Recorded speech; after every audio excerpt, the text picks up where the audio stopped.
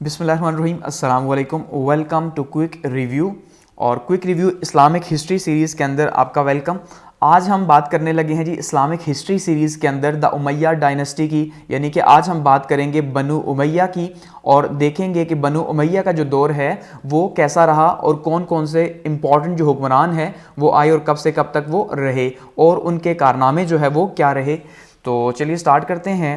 अब आगे बढ़ने से पहले आपको 2 से 3 चीज़ें समझनी होंगी। सबसे पहले तो अगर आप यहाँ पे ये देखिए कि हम इन्हें डिस्कस करने जा रहे हैं यहाँ पे, लेकिन इनमें से 14 हुक्मरान बनु उमैया के आए, ठीक है, जो आपको सामने दिखाई दे रहे हैं। लेकिन इनमें से हम जो डिस्कस करने जा रहे हैं वो हम जो है वो अमीर मुआविया को डिस्कस करेंगे, यजीद अव्वल को डिस्कस करेंगे, अब्दुल मलिक बिन मरवान को डिस्कस करेंगे, वलीद बिन मलिक को डिस्कस करेंगे, सुलेमान बिन मलिक को डिस्कस करेंगे, उमर बिन अब्दुल अजीज़ को डिस्कस करेंगे और हिशाम बिन अब्दुल मलिक को डिस्कस करेंगे। ठीक है, हम इन्हें डिस्कस करेंगे और फिर साथ में डाउनफॉल देखेंगे और देखेंगे इनके अंदर जो इंपॉर्टेंट दीवान रहे वो कौन कौन से, यानी जो महकमे रहे वो कौन कौन से रहे, जो इनका स्ट्रक्चर था गवर्नमेंट का वो किस तरह का था। अब बाकी आए, अब जैसे आप देखिए यहाँ पे मुआविया सेकंड अगर आए तो वो 683 के अंदर आए और 684 के अंदर जो है उनकी हुकूमत खत्म। यहाँ पे जो है अब्दुल मलिक मरवान आया जी 684 के अंदर और 685 के अंदर खत्म। तो ये जो एक एक साल के 6-6 माह के लिए आते रहे हुक्मरान, इनको हम यहाँ पे डिस्कस नहीं करने जा रहे, सबसे पहली बात।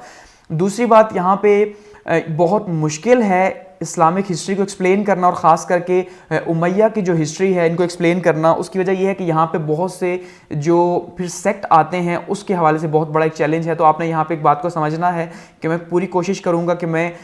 बग़ैर किसी की साइड लिए जो है वो सिर्फ इस्लामिक हिस्ट्री के जो एजुकेशनल पॉइंट ऑफ व्यू से जो इंपॉर्टेंट जो चीज़ें हैं उनको हम डिस्कस करें। अदरवाइज़ अगर हम देखें हिस्ट्री के हवाले से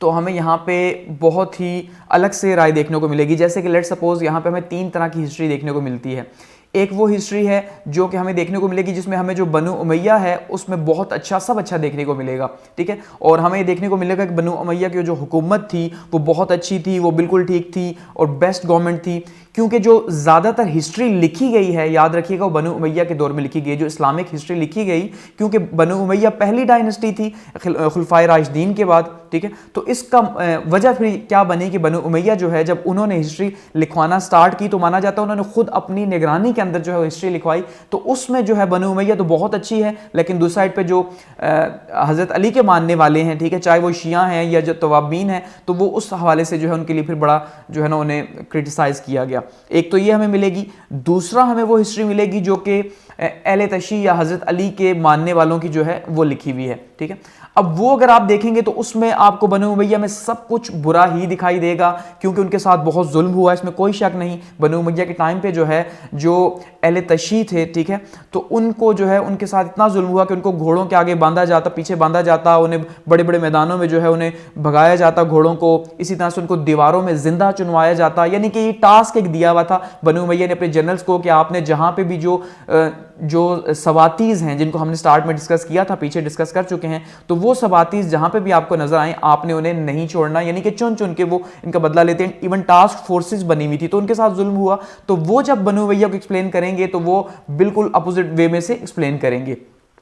और एक थर्ड जो है हमें थोड़ा सा न्यूट्रल वे शायद नज़र आएगा, ठीक है, जो हमें शायद कुछ जो है वो सुन्नी बरेलवी की साइड से देखने को मिले, जिसमें वो बनु उमैया को भी जो है वो बैलेंस करके लेके चलते हैं और जहाँ पे बुराई है वहाँ पे बुराई को डिस्कस करते हैं, ठीक है, और साथ में हज़रत अली के चाहने वालों को भी कुछ ना कुछ जो है वो एक्सप्रेस करके चलते हैं। लेकिन मतलब 3 डिफरेंट तरह की हमें हिस्ट्री यहाँ पे देखने को मिलेगी। तो इसलिए अब आप यहाँ पे मुझ पे प्लीज़, मैं आपको एक बात कह रहा हूँ कि मुझ पे क्रिटिसाइज हरगिज़ मत कीजिएगा, क्योंकि एग्जाम के हवाले से जब भी जो है वो हिस्ट्री एक्सप्लेन की जाती है तो वो पॉपुलर हिस्ट्री एक्सप्लेन की जाती है, उसमें कोई एक पॉइंट ऑफ व्यू नहीं लिया जाता, क्योंकि एग्जाम में तो वही चीज़ काउंट होती है जो कि एग्जामिनर जो है वो देखना चाहता है अपने पॉइंट ऑफ व्यू से, जो बुक्स के अंदर मौजूद होती है, ठीक है। तो चलिए आगे बढ़ते हैं और स्टार्ट करते हैं और पहले जो खलीफा हैं उनकी बात करते हैं। सबसे पहले हमारे पास जो उमैया डायनेस्टी है, अगर उसका हम इंट्रोडक्शन देखें कि ये स्टार्ट कैसे हुई, यानी कि इसका जो आगाज़ है वो कैसे हुआ, तो उसमें अमीर मुआविया का जो दौर है वो 661 से 680 तक रहा, ठीक है। तो उसमें हमने देखा था सबसे पहले कि हज़रत उस्मान के टाइम पे जो है, हज़रत उस्मान ने जिस टाइम पे जो है वो उनकी शहादत हुई थी, तो हज़रत उस्मान की शहादत के टाइम पे क्या हुआ कि जो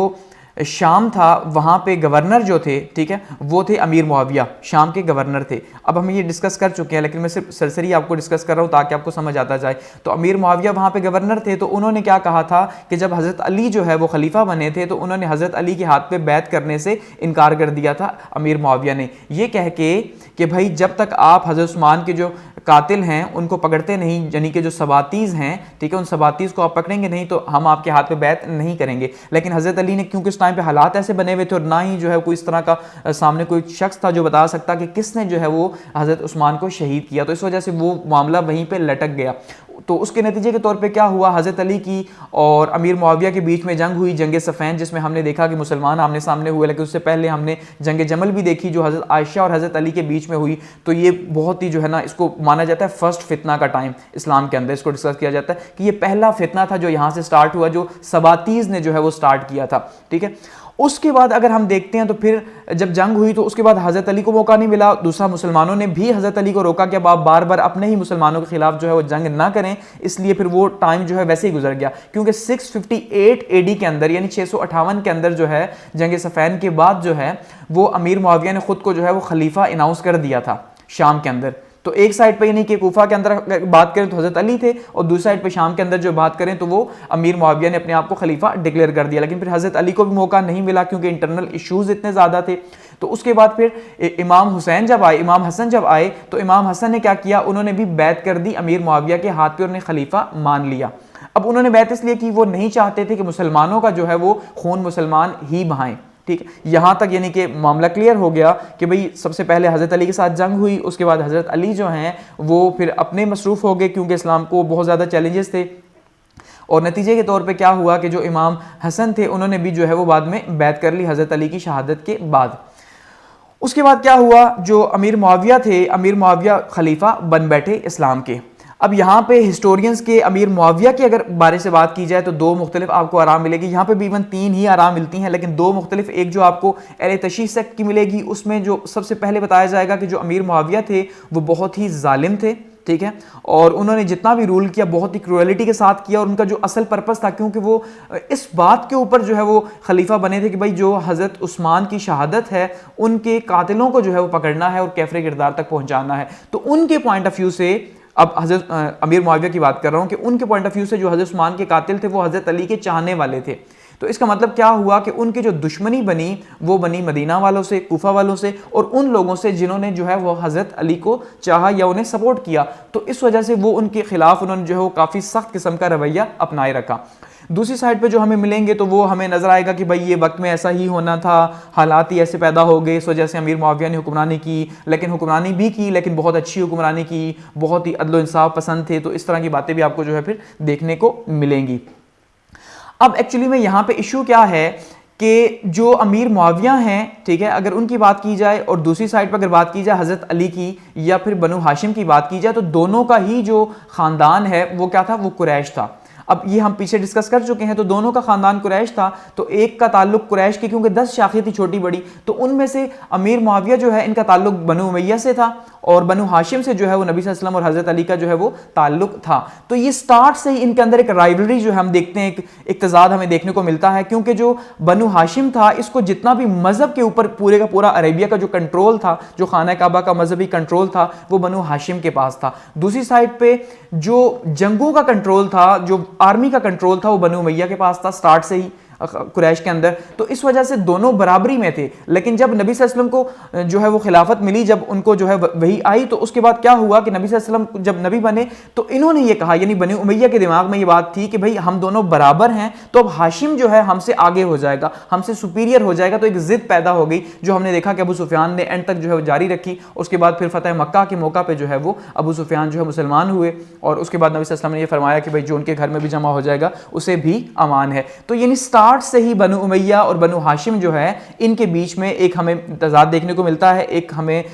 دیکھنے کو ملتا ہے کہ بھئی ان کے بیچ میں ایک کھچاؤ ہے. ٹھیک ہے، تو وہ کھچاؤ ہمیں یہاں پہ بھی دیکھنے کو ملے گا کیونکہ پہلے جو کنٹرول تھا یا حضرت علی کا جو تعلق تھا بنو ہاشم سے ہی تھا. تو اس وجہ سے اب ان کے چاہنے والے ایک سائڈ پہ ہو گئے، دوسری سائڈ پہ جو بنو امیہ تھا یا حضرت عثمان جو تھے ان کے چاہنے والے ایک سائڈ پہ ہو گئے. حالانکہ حضرت عثمان ذو النورین تھے، دو جو ہے وہ صاحبزادی نبی صلی اللہ علیہ وسلم کی آپ کے ساتھ جو ہے وہ نکاح میں آئیں. تو اس حوالے سے انہیں وہ بھی حاصل تھا، لیکن یہ پھر بھی جو عرب کا ایک کلچر تھا ہمیں یہاں پہ دیکھنے کو ملے گا کہ وہ دشمنی جو بس ایک چلی آ رہی ہے یا وہ ایک تضاد چلا آ رہا ہے وہ اسی طرح سے ہے۔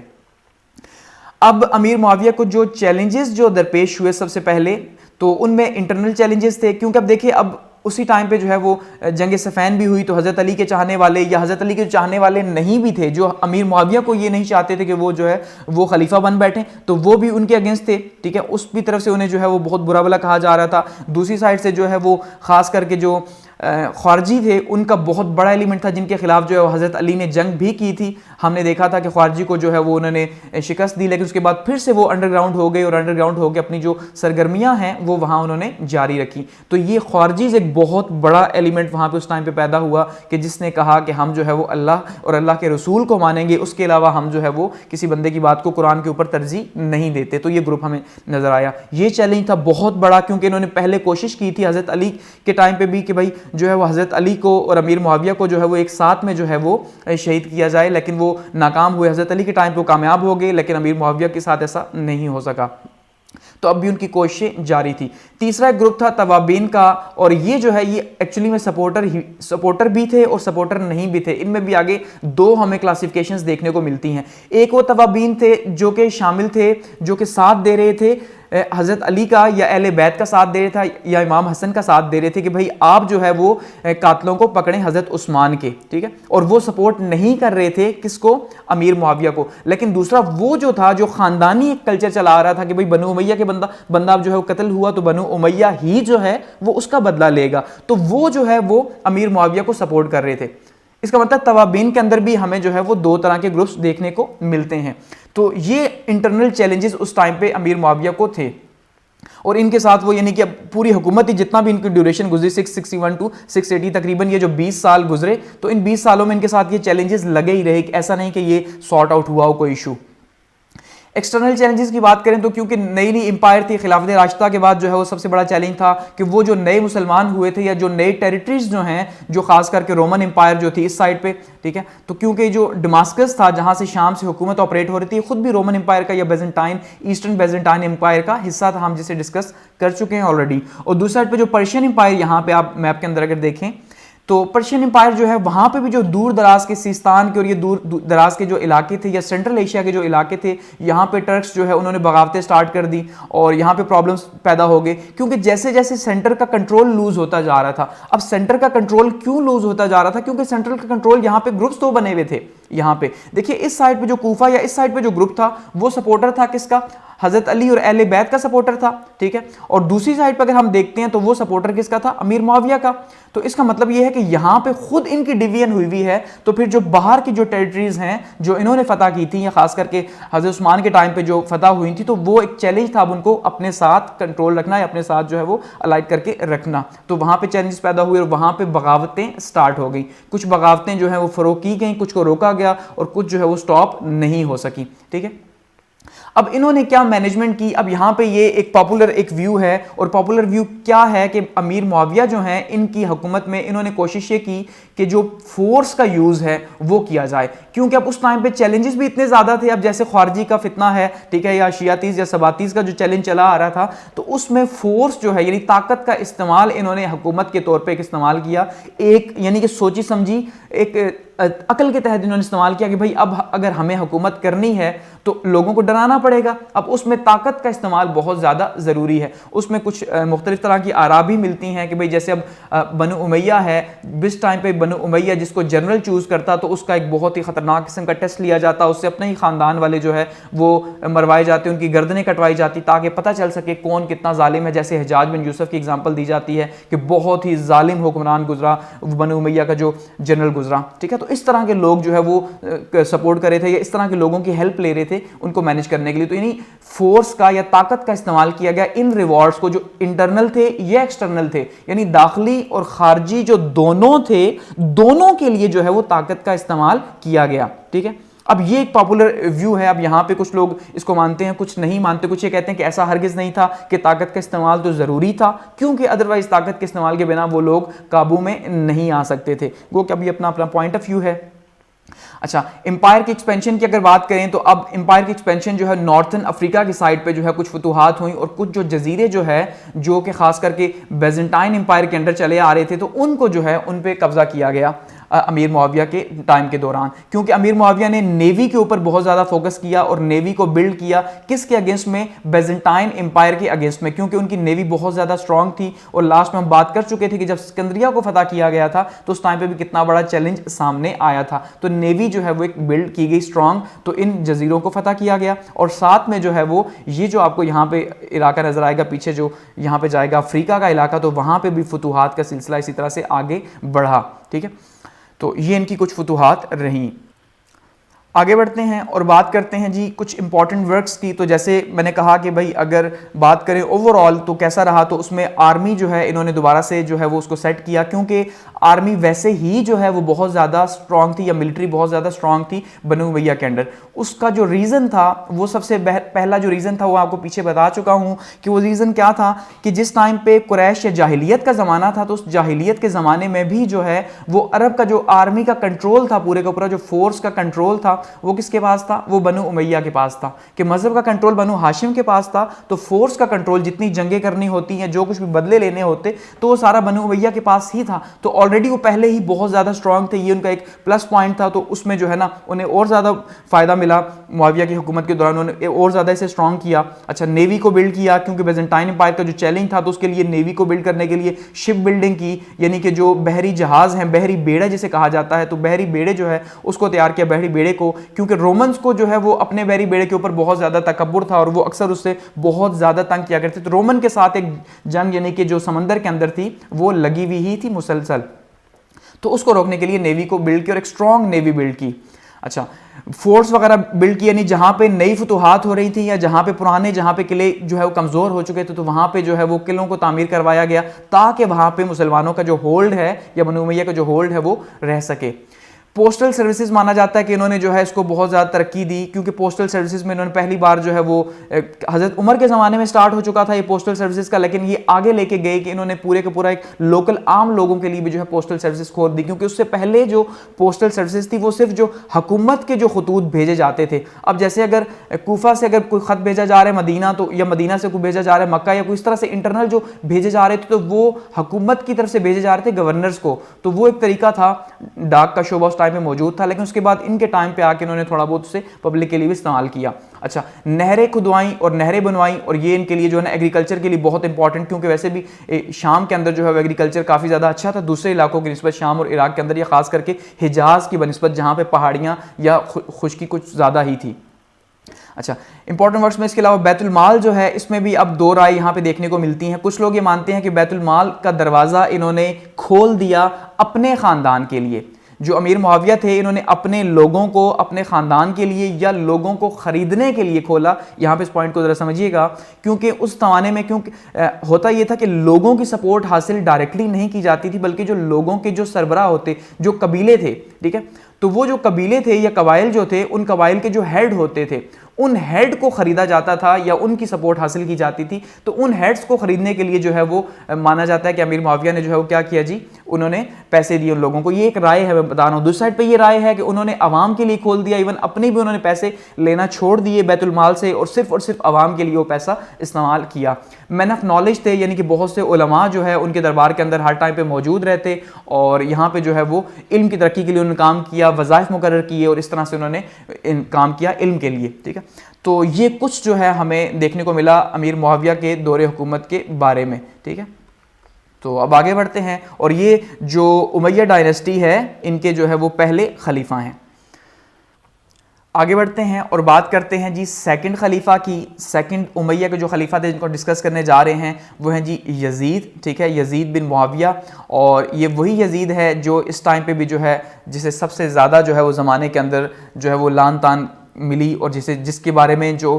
تینوں اگر ہم رائے دیکھیں جو ہم نے کہا کہ بھئی ایک رائے یوں ایک رائے ہسٹری کے اندر، تو تینوں ہی رائے یہ ملتی ہیں کہ یزید جو ہے وہ ایک ظالم شخص تھا اور اس نے ظلم کیا، اور خاص کر کے جو واقعہ کربلا ہوا وہ اسی کی وجہ سے ہی ہوا، ٹھیک ہے، اسی کی ایما پر ہوا، اسی کی وجہ سے ہی ہوا۔ اب یہاں پہ میں آپ کو ایک بات بتاتا چلوں، کیونکہ جو واقعہ کربلا ہے، ٹھیک ہے، اس کربلا کے واقعہ کو میں الگ سے جو ہے وہ ایک ویڈیو کے اندر ڈسکس کروں گا ڈیٹیل سے، تو اس لیے یہاں پہ ہم صرف اس کو سرسری جو ہے وہ ڈسکس کریں گے بنو امیہ کی ڈائنسٹی کے اندر، کیونکہ ہم نے ڈسکس کرنا ہے تو وہ ڈسکس کریں گے، ادروائز ڈیٹیل سے جو ہے وہ میں الگ سے دوسری ویڈیو کے اندر سے ڈسکس کروں گا۔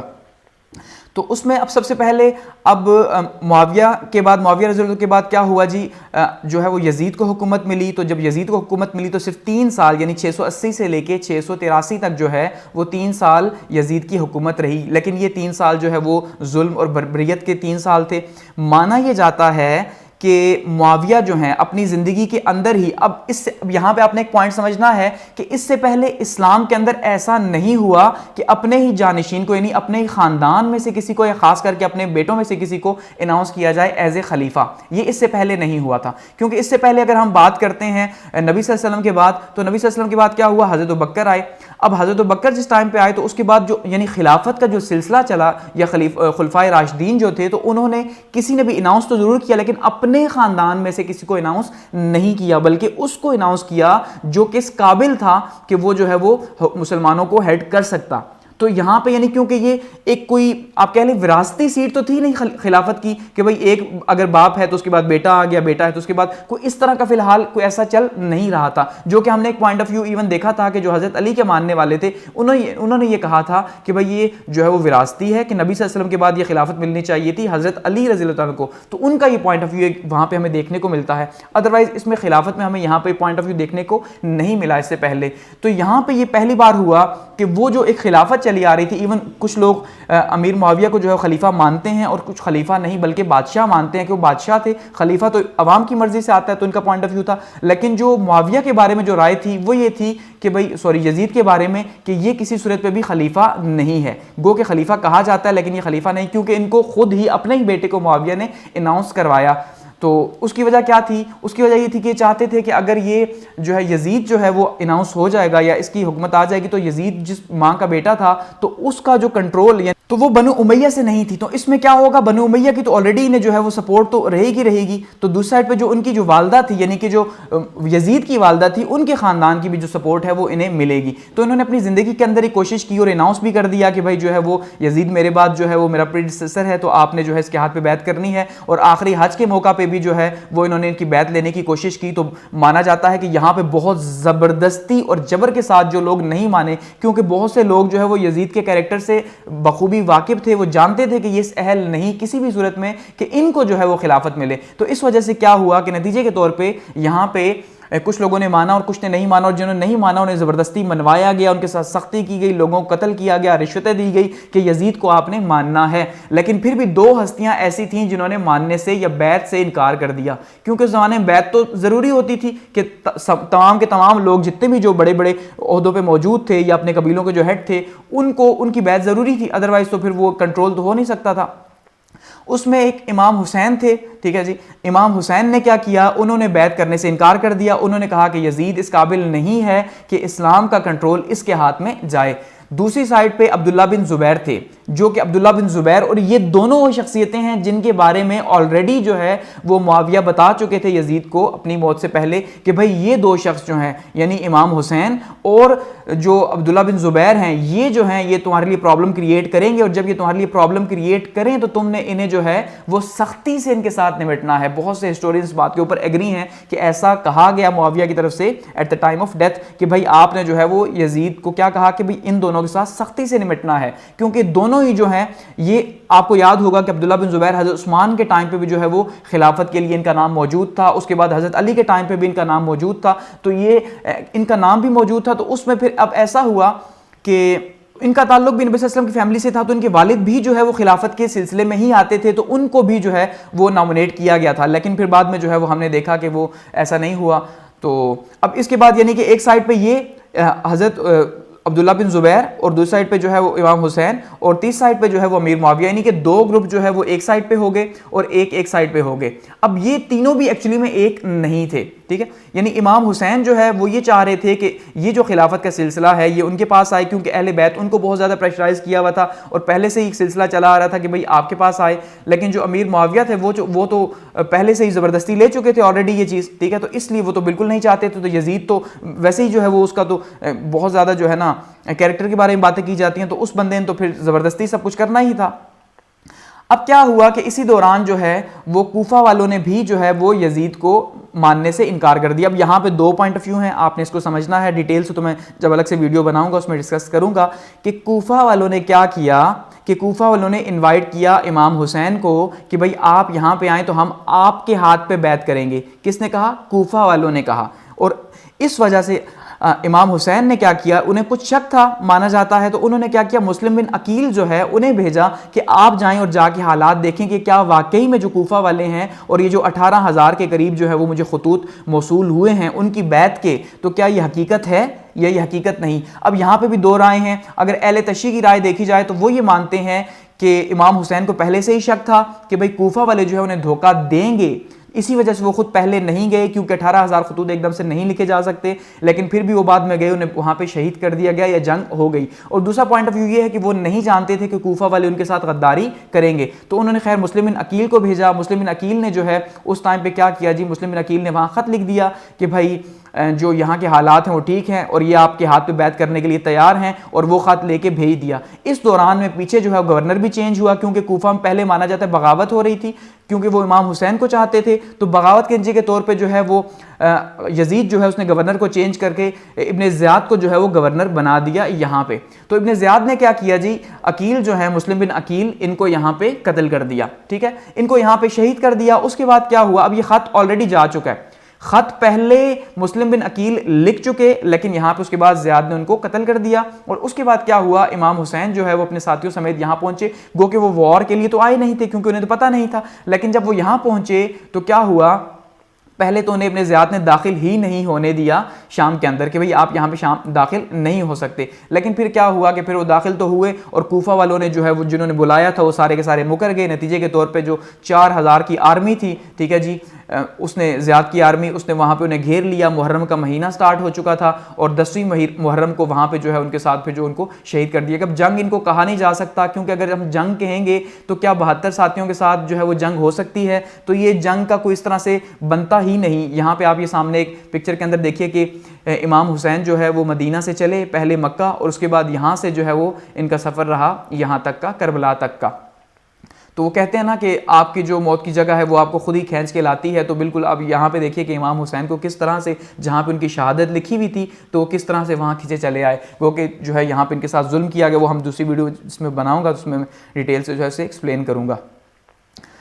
اور اس کے بعد جو فیملی تھی، ٹھیک ہے جی، جو عورتیں تھیں یا بچے وغیرہ تھے تو ان کو جو ہے وہ ساتھ لے کے چلے گئے اور ان کو قید کر دیا۔ اور مانا جاتا ہے کہ جو امام حسین کا جو سر تھا اس کو جو ہے وہ نیزے کے اوپر لگا کے، استغفر اللہ، جو ہے وہ نیزے کے اوپر لگا کے جو ہے وہ یزید کے سامنے پیش کیا گیا، اور یزید اپنے دربار میں امام حسین کے سر سے نعوذ باللہ کھیلتا رہا، ٹھیک ہے، اتنا ظلم یعنی کہ کیا گیا ان کے اوپر۔ تو اب یہ تو ایک چیلنج تھا کہ بھائی جب دو لوگ جو نہیں مان رہے تھے تو ان میں سے ایک جو ہے وہ تو سائڈ پہ ہو گیا، اب دوسرا جو ہے وہ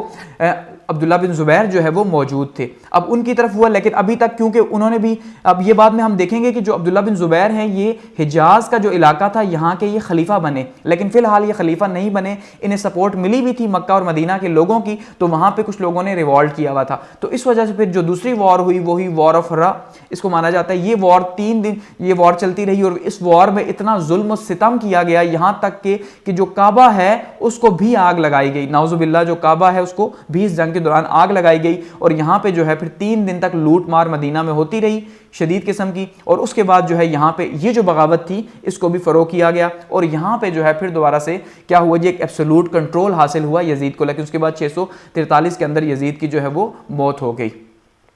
تو یہ یہاں پہ ہمارا دوسرا جو امیہ کا خلیفہ تھا جو بہت ہی جو ہے وہ ڈیزاسٹریس ایک ٹائم گزرا۔ یہ اس پکچر کے اندر آپ یہاں دیکھیے کہ یہ جو ہے نا امام حسین کے جو ہے وہ ماننے والے اور یہ موجود ہیں یہاں پہ، اور سائڈ پہ یہ فوج نے کس طرح سے انہیں یہاں پہ گھرا ہوا ہے۔ آگے بڑھتے ہیں اور بات کرتے ہیں جی عبد الملک بن مروان کی۔ عبد الملک بن مروان جو ہے اس کو بڑا طاقتور جو ہے وہ مانا جاتا تھا اور بہت ہی انفلوئنشل بھی تھا یہ عبد الملک بن مروان، اور اس نے کافی جو ہے وہ حکومت کو طول دیا۔ تو 685 سے لے کے 705 تک جو ہے وہ حکومت رہی عبد الملک بن مروان کی۔ اب یہ مروان کا بیٹا تھا، اور یہ جو اب ڈائنسٹی چلی آ رہی تھی بنو امیہ کی، اور جس کے اندر جو سفیان خاندان تھا، ٹھیک ہے، ابو سفیان کا، وہ ختم ہو چکا تھا اور مروان اس کا پہلا حکمران تھا، اور اب اس کے بعد اس کا جو بیٹا ہے عبد الملک بن مروان وہ سامنے آیا۔ اب یہاں پہ عبد الملک بن مروان کے بارے میں بھی جو ہے وہ دو رائے آپ کو دیکھنے کو ملیں گی، اور دو رائے کیا ہیں؟ ایک رائے تو یہ آپ کو دیکھنے کو ملے گی کہ عبد الملک بن مروان جو ہے وہ بہت ہی ایک زبردست قسم کا جو ہے وہ حکمران رہا، اور اس نے بہت زیادہ ریفارمز کی، بہت زیادہ ایک تو حکومت کو ایکسپینڈ بھی کیا، اور کافی جو ہے وہ بہتر طریقے سے بنو امیہ کی حکومت کو چلایا، خاص کر کے ایسے حالات میں کہ جب بنو امیہ تقریباً اس کی حکومت ختم ہونے کے قریب تھی، لیکن اس نے پھر سے جو ہے ایک نئی روح پھونکی بنو امیہ کے اندر اور اسے آگے لے کے گیا۔ اور دوسری رائے جو ہے وہ دیکھنے کو کیا ملے گی، وہ یہ ہے کہ بھائی عبد الملک بن مروان بھی ایک بہت ہی ظالم قسم کا حکمران تھا، اور اس کے ظلم کی بھی انتہا کوئی نہیں تھی، کیونکہ یہ ظالم اس لیے تھا کیونکہ اس کی فوج کا جو جنرل تھا وہ حجاج بن یوسف تھا، اور حجاج بن یوسف نے جو ہے، جب ہم آگے ڈسکس کریں گے تو دیکھیں گے کس طرح ظلم کیا جو ہے مسلمانوں کے اوپر، اور اس کی پرسنالٹی کیا تھی، ٹھیک ہے۔ تو یہ دو رائے ہمیں یہاں پہ دیکھنے کو ملیں گی۔ اب یہاں پہ اگر ہم یہ دیکھیں کہ حجاج بن یوسف کو جس طرح سے عبد الملک بن مروان نے جو ہے وہ استعمال کیا، باوجود اس کے ایک تو اپوائنٹمنٹ اس طرح سے ہوئی حجاج بن یوسف کی کہ حجاج بن یوسف، اب یہاں پہ ایک بات سمجھیے گا کہ مانا یہ جاتا ہے، جیسے میں پہلے بھی بتا چکا ہوں کہ اس ٹائم پہ جو جنرل بنا کرتا تھا تو اس کے لیے ظالم ہونا بہت زیادہ ضروری تھا بنو امیہ کے اندر، یہ کیونکہ وہ سختی سے حکومت کر رہے تھے، فورس کے تحت حکومت کر رہے تھے، طاقت کا یوز کر کے، تو اس لیے ظالم اگر نہ ہوتا تو لوگوں کو کنٹرول نہ کر سکتا۔ اور دوسرا بات یہ ہے کہ اپنے ہی مسلمانوں کے خلاف جنگیں تھی نا، اب کوئی ظالم نہ ہوتا تو اپنے ہی مسلمانوں کے خلاف جنگیں کیسے کرتا؟ یہ تو حقیقت ہے۔ اس کا مطلب یہ ہے کہ اگر اپنے ہی حکمرانوں کے خلاف جنگیں کرنی ہے، اپنے ہی مسلمانوں کا خون گلا کاٹنا ہے، تو پھر اسے تو ظالم اور سفاک ہونا پڑے گا۔ تو حجاج بن یوسف کس طرح سے بنایا گیا کہ اس نے جو ہے نا اپنے ماں باپ کو بھی قتل کر کے دکھایا، تو تب جو ہے اس کو گورنر بنایا گیا۔ یہ ایک پوائنٹ آف ویو ہے، میں یہ نہیں کہہ رہا کہ ایسا ہی ہوا۔ تو اس میں اب یہ علم کے حوالے سے اگر بات کی جائے تو یہ بہت ہی مانا جاتا ہے نیک تھا جی، بہت اچھا انسان تھا، لیکن پھر جب آگے ہم دیکھتے ہیں کہ کس طرح سے کیریکٹر رہا عبد الملک بن مروان کا، تو پھر ہمیں آگے چیزیں جو ہے کانٹریڈکٹ کرتے ہوئے ملتی ہیں کہ ایسا ہو نہیں سکتا۔ تو تخت نشینے کے بعد کیا ہوا جی؟ اب اگر چیلنجز کی بات کی جائے عبد الملک بن مروان کے انیشیل چیلنجز کی، تو اس میں انٹرنل پرابلمز جو ہیں وہ تو آلریڈی چلے آ رہے تھے، کیونکہ جو امیہ سلطنت تھی وہ بالکل ختم ہونے کے قریب تھی، اور خاص کر کے جو یزید کا جو انسیڈنٹ ہوا تھا، ٹھیک ہے، تو اس میں کیا ہم نے دیکھا کہ یزید نے جو واقعہ کربلا کروایا، تو اس کے بعد جو ہے لوگوں کی بہت بڑی جو ہے وہ تعداد جو ہے وہ مخالف ہو گئی بنو امیہ کے، بہت زیادہ نفرت کرنا شروع ہو گئی بنو امیہ سے، ان خاندان سے، کیونکہ اہل بیت کے ساتھ اتنا زیادہ ظلم کیا گیا کہ اس وجہ سے بہت زیادہ ہیٹ ملی انہیں، تو انہوں نے بھی اتنا ہی زیادہ ظلم و ستم شروع کر دیا۔ اب اس میں سب سے پہلا جو چیلنجز تھا وہ خارجی کا تھا، ٹھیک ہے، وہی جو آلریڈی پیچھے سے ہم دیکھ رہے ہیں کہ جو خارجی ہیں وہ چلے آ رہے ہیں اور وہ مانتے نہیں، اور خاص کر کے بنو امیہ کو تو بالکل نہیں مانتے، ٹھیک ہے، تو ان کے ساتھ انیشیل پیریڈز کے اندر وار ہوئی۔ اور دوسری سائڈ پہ جو ٹرکس تھے، جو پہلے بھی جو ہے وہ سینٹرل ایشیا کے اندر ہم نے کہا تھا کہ جو ہے وہاں پہ پرابلمز کریٹ کر رہے تھے، ترکی کے جو قبیلے تھے، اور دوسری سائڈ پہ جو بربر تھے، بربر جو افریقہ کے اندر قوم ہے اس کو بربر کہا جاتا ہے، تو جو افریقہ کا علاقہ فتح ہوا تھا اس میں جو ہے وہ معاویہ کے زمانے میں، تو وہ اس میں کیا ہوا کہ اس پہ بھی جو ہے وہ بہت زیادہ وہاں کے جو بربر تھے وہ بھی اگینسٹ ہو چکے تھے، تو ان کے خلاف بھی جنگیں لڑنی پڑی، یہاں پہ بغاوتیں آلریڈی ہو رہی تھی، یہ چیلنجز تھے۔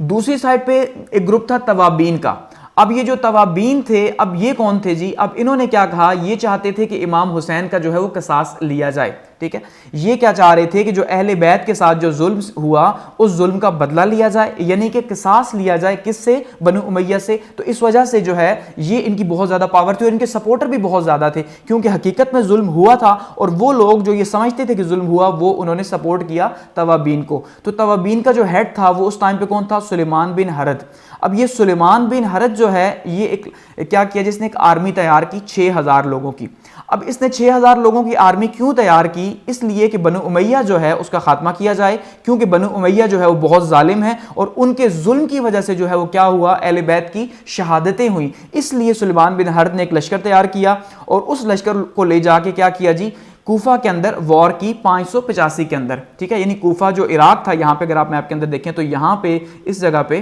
کوفہ میں یہاں پہ کیا کیا جی؟ یہاں پہ جنگ لڑی 585 کے اندر، اور یہاں پہ اس ٹائم پہ جو گورنر تھا بنو امیہ کا وہ کون تھا؟ عبید اللہ بن زیاد۔ تو اب یہ گورنر تھا اس ٹائم پہ، اور اس کے بعد کیا ہوا، 2 دفعہ جو ہے وہ امویوں کو شکست ہوئی یہاں پہ، یعنی کہ توابین کے ہاتھوں، اور 1 دفعہ جو ہے وہ کامیابی نصیب ہوئی کس کو، بنو امیہ کو۔ لیکن اس کا مطلب کیا ہوا کہ بنو امیہ جو ہے وہ اس نے گھٹنے ٹیکے کس کے سامنے جی، توابین کے سامنے، اور کافی زیادہ پاور تھی۔ اب اس کے بعد کیا ہوا، سلمان بن حرب جو ہے اس کے وفات کے بعد، اس کے انتقال کے بعد مختار ثقفی نامی ایک شخص آیا۔ اب یہ بہت فیمس ہے ہسٹری کے اندر۔ اب یہاں پہ اس کے بارے میں بھی 2 پوائنٹ آف ویو ہیں، اور 2 پوائنٹ آف ویو کیا ہیں، ایک سائڈ سے کچھ لوگ انہیں جو اہل تشیع ہیں وہ مانتے ہیں کہ یہ بہت اچھا شخص تھا، بہت ہی جو ہے نا بہتر تھا، اس نے بدلہ لینے کے لیے بہت کوشش کی، اور دوسرا یہ مانتے ہیں کہ یہ اہل تشیع بن کے سامنے آیا، ٹھیک ہے، گو کہ یہ جو ہے وہ اوریجنل میں اس کے مقاصد جو ہے پولیٹیکل تھے، سیاسی تھے، تو وہ مانتے ہیں کہ اس بندے نے بھی جو ہے وہ صحیح کام نہیں کیا۔ یعنی کہ اب 2 طرح کی رائے موجود ہے یہاں پہ مختار ثقفی کے بارے میں بھی۔ اب بنو ثقیف سے تعلق تھا مختار ثقفی کا۔ اب مختار ثقفی جو ہے وہ کیا ہوا جی، وہ توابین کا ہیڈ بن گیا، یعنی ان لوگوں کا ہیڈ بن گیا جو بنو امیہ کے اگینسٹ تھے۔ اگر ایک سائڈ پہ بنو امیہ تھی، ٹھیک ہے، تو دوسری سائڈ پہ کون تھے جی، دوسری سائڈ پہ جو ہے وہ توابین تھے یا اہل بیت کے ماننے والے تھے، اور ان کا ہیڈ جو ہے مختار ثقفی تھا۔ اب مختار ثقفی کیا کیا جی، مختار ثقفی کو چاہیے تھی سپورٹ، کیونکہ مختار ثقفی چاہ رہا تھا کنٹرول اور بنو امیہ کو ختم کرنا۔ تو اگر یہاں میپ کے اندر آپ دیکھیے تو اب یہاں پہ یہ جو ایریا چلا آ رہا ہے شام کی سائڈ کا، یہاں پہ تو حکومت چل رہی ہے بنو امیہ کی، تو دوسری سائڈ جو ہے یہاں پہ حکومت جو ہے فی الحال ابھی چل رہی ہے عبداللہ بن زبیر کی، جس کو ہم پہلے پیچھے ڈسکس کر چکے ہیں اور آگے بھی ڈسکس کریں گے، کیونکہ یہاں پہ ان کو بہت زیادہ سپورٹ کیا جاتا تھا، عبداللہ بن زبیر کو سپورٹ کیا جاتا تھا۔ تو یہ جو حجاز کا علاقہ تھا، یہاں پکچر کے اندر آپ دیکھیں حجاز یعنی کہ مکہ اور مدینہ کا علاقہ، اور ساتھ میں یہاں پہ جو عراق کا علاقہ تھا، یہاں پہ کس کو مانا جاتا تھا، عبداللہ بن زبیر کو مانا جاتا تھا۔ ایون ساتھ میں یہاں افریقہ کے اندر جو ہے، ایجپٹ کے اندر بھی جو ہے وہ عبداللہ بن زبیر کو ہی خلیفہ مانا گیا، تو یہ بھی خلیفہ کے طور پہ سرو کرتے رہے، اور یہ وہ لوگ تھے جو بنو امیہ کے اگینسٹ تھے، جو بنو امیہ کو بالکل نہیں مانتے۔ تو خاص کر کے یزید کی ڈیتھ کے بعد، کیونکہ یہ 1683 کے اندر جو ہے وہ خلیفہ بنے، تو اس ٹائم پہ جب یزید کی موت ہوئی تو اس ٹائم پہ وہ لوگ جن کی نفرت تھی بنو امیہ کے ساتھ پہلے سے، اور اس کے بعد اہل بیت کے بعد اور زیادہ ہو گئی، انہوں نے بھی کیا کیا جی، عبداللہ بن زبیر کو اپنا خلیفہ بنا لیا، حجاز کے اندر، مصر کے اندر، اور یہاں پہ کوفہ کے اندر، ان 3 ایریاز کے اندر یہاں پہ خلیفہ بنایا۔ اب ایشو کیا تھا کہ یہاں پہ اب 2 طرح کے لوگ موجود تھے، ایک بنو امیہ کے سپورٹر تھے اور دوسرے اہل بیت کے سپورٹر تھے۔ تو اب جو ہے مختار ثقفی، اس کو چاہیے تھی سپورٹ، اس کو کیا چاہیے تھی، اس کو خاص کر کے اہل بیت کی یا خاندان علی جو ہے ان کی سپورٹ انہیں چاہیے تھی کسی طرح سے بدلہ لینے کے لیے اور عوام کے جذبات کو ابھارنے کے لیے۔ تو اب اس نے کیا کیا جی، یعنی مختار ثقفی نے سپورٹ حاصل کرنے کے لیے محمد بن حنفیہ کے پاس سب سے پہلے گیا، اور ان سے جو ہے اپنی سپورٹ حاصل کی۔ محمد بن حنفیہ جو حضرت علی کے 3رے بیٹے تھے، ٹھیک ہے، تو ان سے سپورٹ حاصل کی اور ان کی سپورٹ حاصل ہو گئی، ٹھیک ہے۔ اس کے بعد کیا ہوا، اب یہ سب سے پہلے جو ہے وہ کس کے پاس گیا، زین العابدین کے پاس گیا، امام زین العابدین کے پاس، جنہوں نے ریجیکٹ کیا، جنہوں نے اس کی سپورٹ نہیں کی مانا جاتا ہے، ٹھیک ہے۔ اور دوسری سائڈ پہ جو ہے وہ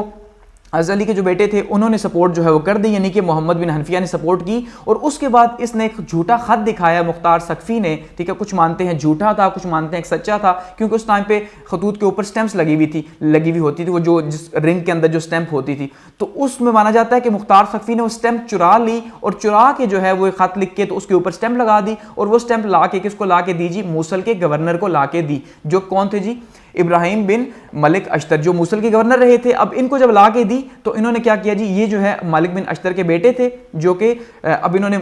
وار آف صفین بھی لڑی تھی حضرت علی کے ساتھ میں، تو اس کا مطلب یہ بھی اہل بیت کے سپورٹر تھے۔ اب ان کی سپورٹ بھی حاصل ہوگی مختار ثقفی کو، یعنی 2 بہت ہی اسٹرانگ ہستیوں کی سپورٹ جو ہے وہ حاصل ہو گئی مختار ثقفی کو یہاں پہ، ٹھیک ہے۔ اب اس کے بعد کیا کیا، مختار ثقفی نے جو ہے وہ کنٹرول حاصل کرنے کی کوشش کی بصرہ کی، یعنی بصرہ جو عراق ہے، اس پورے کے پورے علاقے کو کیا کیا جی، کنٹرول حاصل کرنے کی یہاں پہ کوشش کی مختار ثقفی نے۔ اب ایسے میں کیا ہوا، یہاں پہ جنگ ہوئی، اور جنگ کے نتیجے کے طور پہ یہاں پہ جو گورنر تھا عبید اللہ بن زیاد، اس کو جو ہے وہ یہاں پہ قتل کیا گیا، اور قتل کر کے اس کا جو سر ہے وہ بھیجا گیا امام زین العابدین کو ان کی سپورٹ کے لیے۔ گو کہ پھر بھی کچھ لوگ یہ مانتے ہیں کہ انہوں نے اس کے بعد سپورٹ کی، کچھ یہ مانتے ہیں پھر بھی انہوں نے جو ہے وہ سپورٹ نہیں کی، کیونکہ وہ یہ جانتے تھے کہ مختار ثقفی جو ہے وہ اپنے کاز کے لیے کام کر رہا ہے، نہ کہ اسلام کے لیے کام کر رہا ہے، تو اس لیے انہوں نے سپورٹ نہیں کیا۔ اس کے بعد کیا ہوا، یعنی کہ بصرہ میں اب اس کا مطلب یہ ہے کہ جو امیہ تھا، امیہ خاندان تھا، اس کا تو یہاں پہ کنٹرول لوز ہو گیا، بالکل نہ ہونے کے برابر۔ اب بصرہ کے اندر کیا ہوا کہ اس ٹائم پہ مصعب بن زبیر جو ہے وہ ایز اے خلیفہ جو ہے وہ کام کر رہے تھے، خلیفہ کے نائب کام کر رہے تھے۔ اور خلیفہ کے نائب کے طور پہ یعنی کہ عبداللہ بن زبیر کے، کیونکہ یہ بھائی تھے عبداللہ بن زبیر کے. تو اب عبداللہ بن زبیر کا میں ذکر کر چکا ہوں کہ عبداللہ بن زبیر جو ہے وہ 3 علاقوں کے اوپر، حجاز کے اوپر، ٹھیک ہے، مصر کے اوپر اور عراق کے اوپر جو ہے وہ ان کا کنٹرول تھا. تو عبداللہ بن زبیر یہاں پہ بھائی تھے. تو اب اگلا ٹارگٹ تھا مختار ثقفی کا، وہ کیا تھا کہ بھائی اب عبداللہ بن زبیر کو کسی طرح سے سائڈ پہ ہٹایا جائے تاکہ ایک سائڈ پہ کنٹرول حاصل کیا جائے. تو عبداللہ بن زبیر جو تھے یہ 683 سے لیکن 692 تک جو ہے وہ کیا رہے جی، خلیفہ رہے یہاں پہ.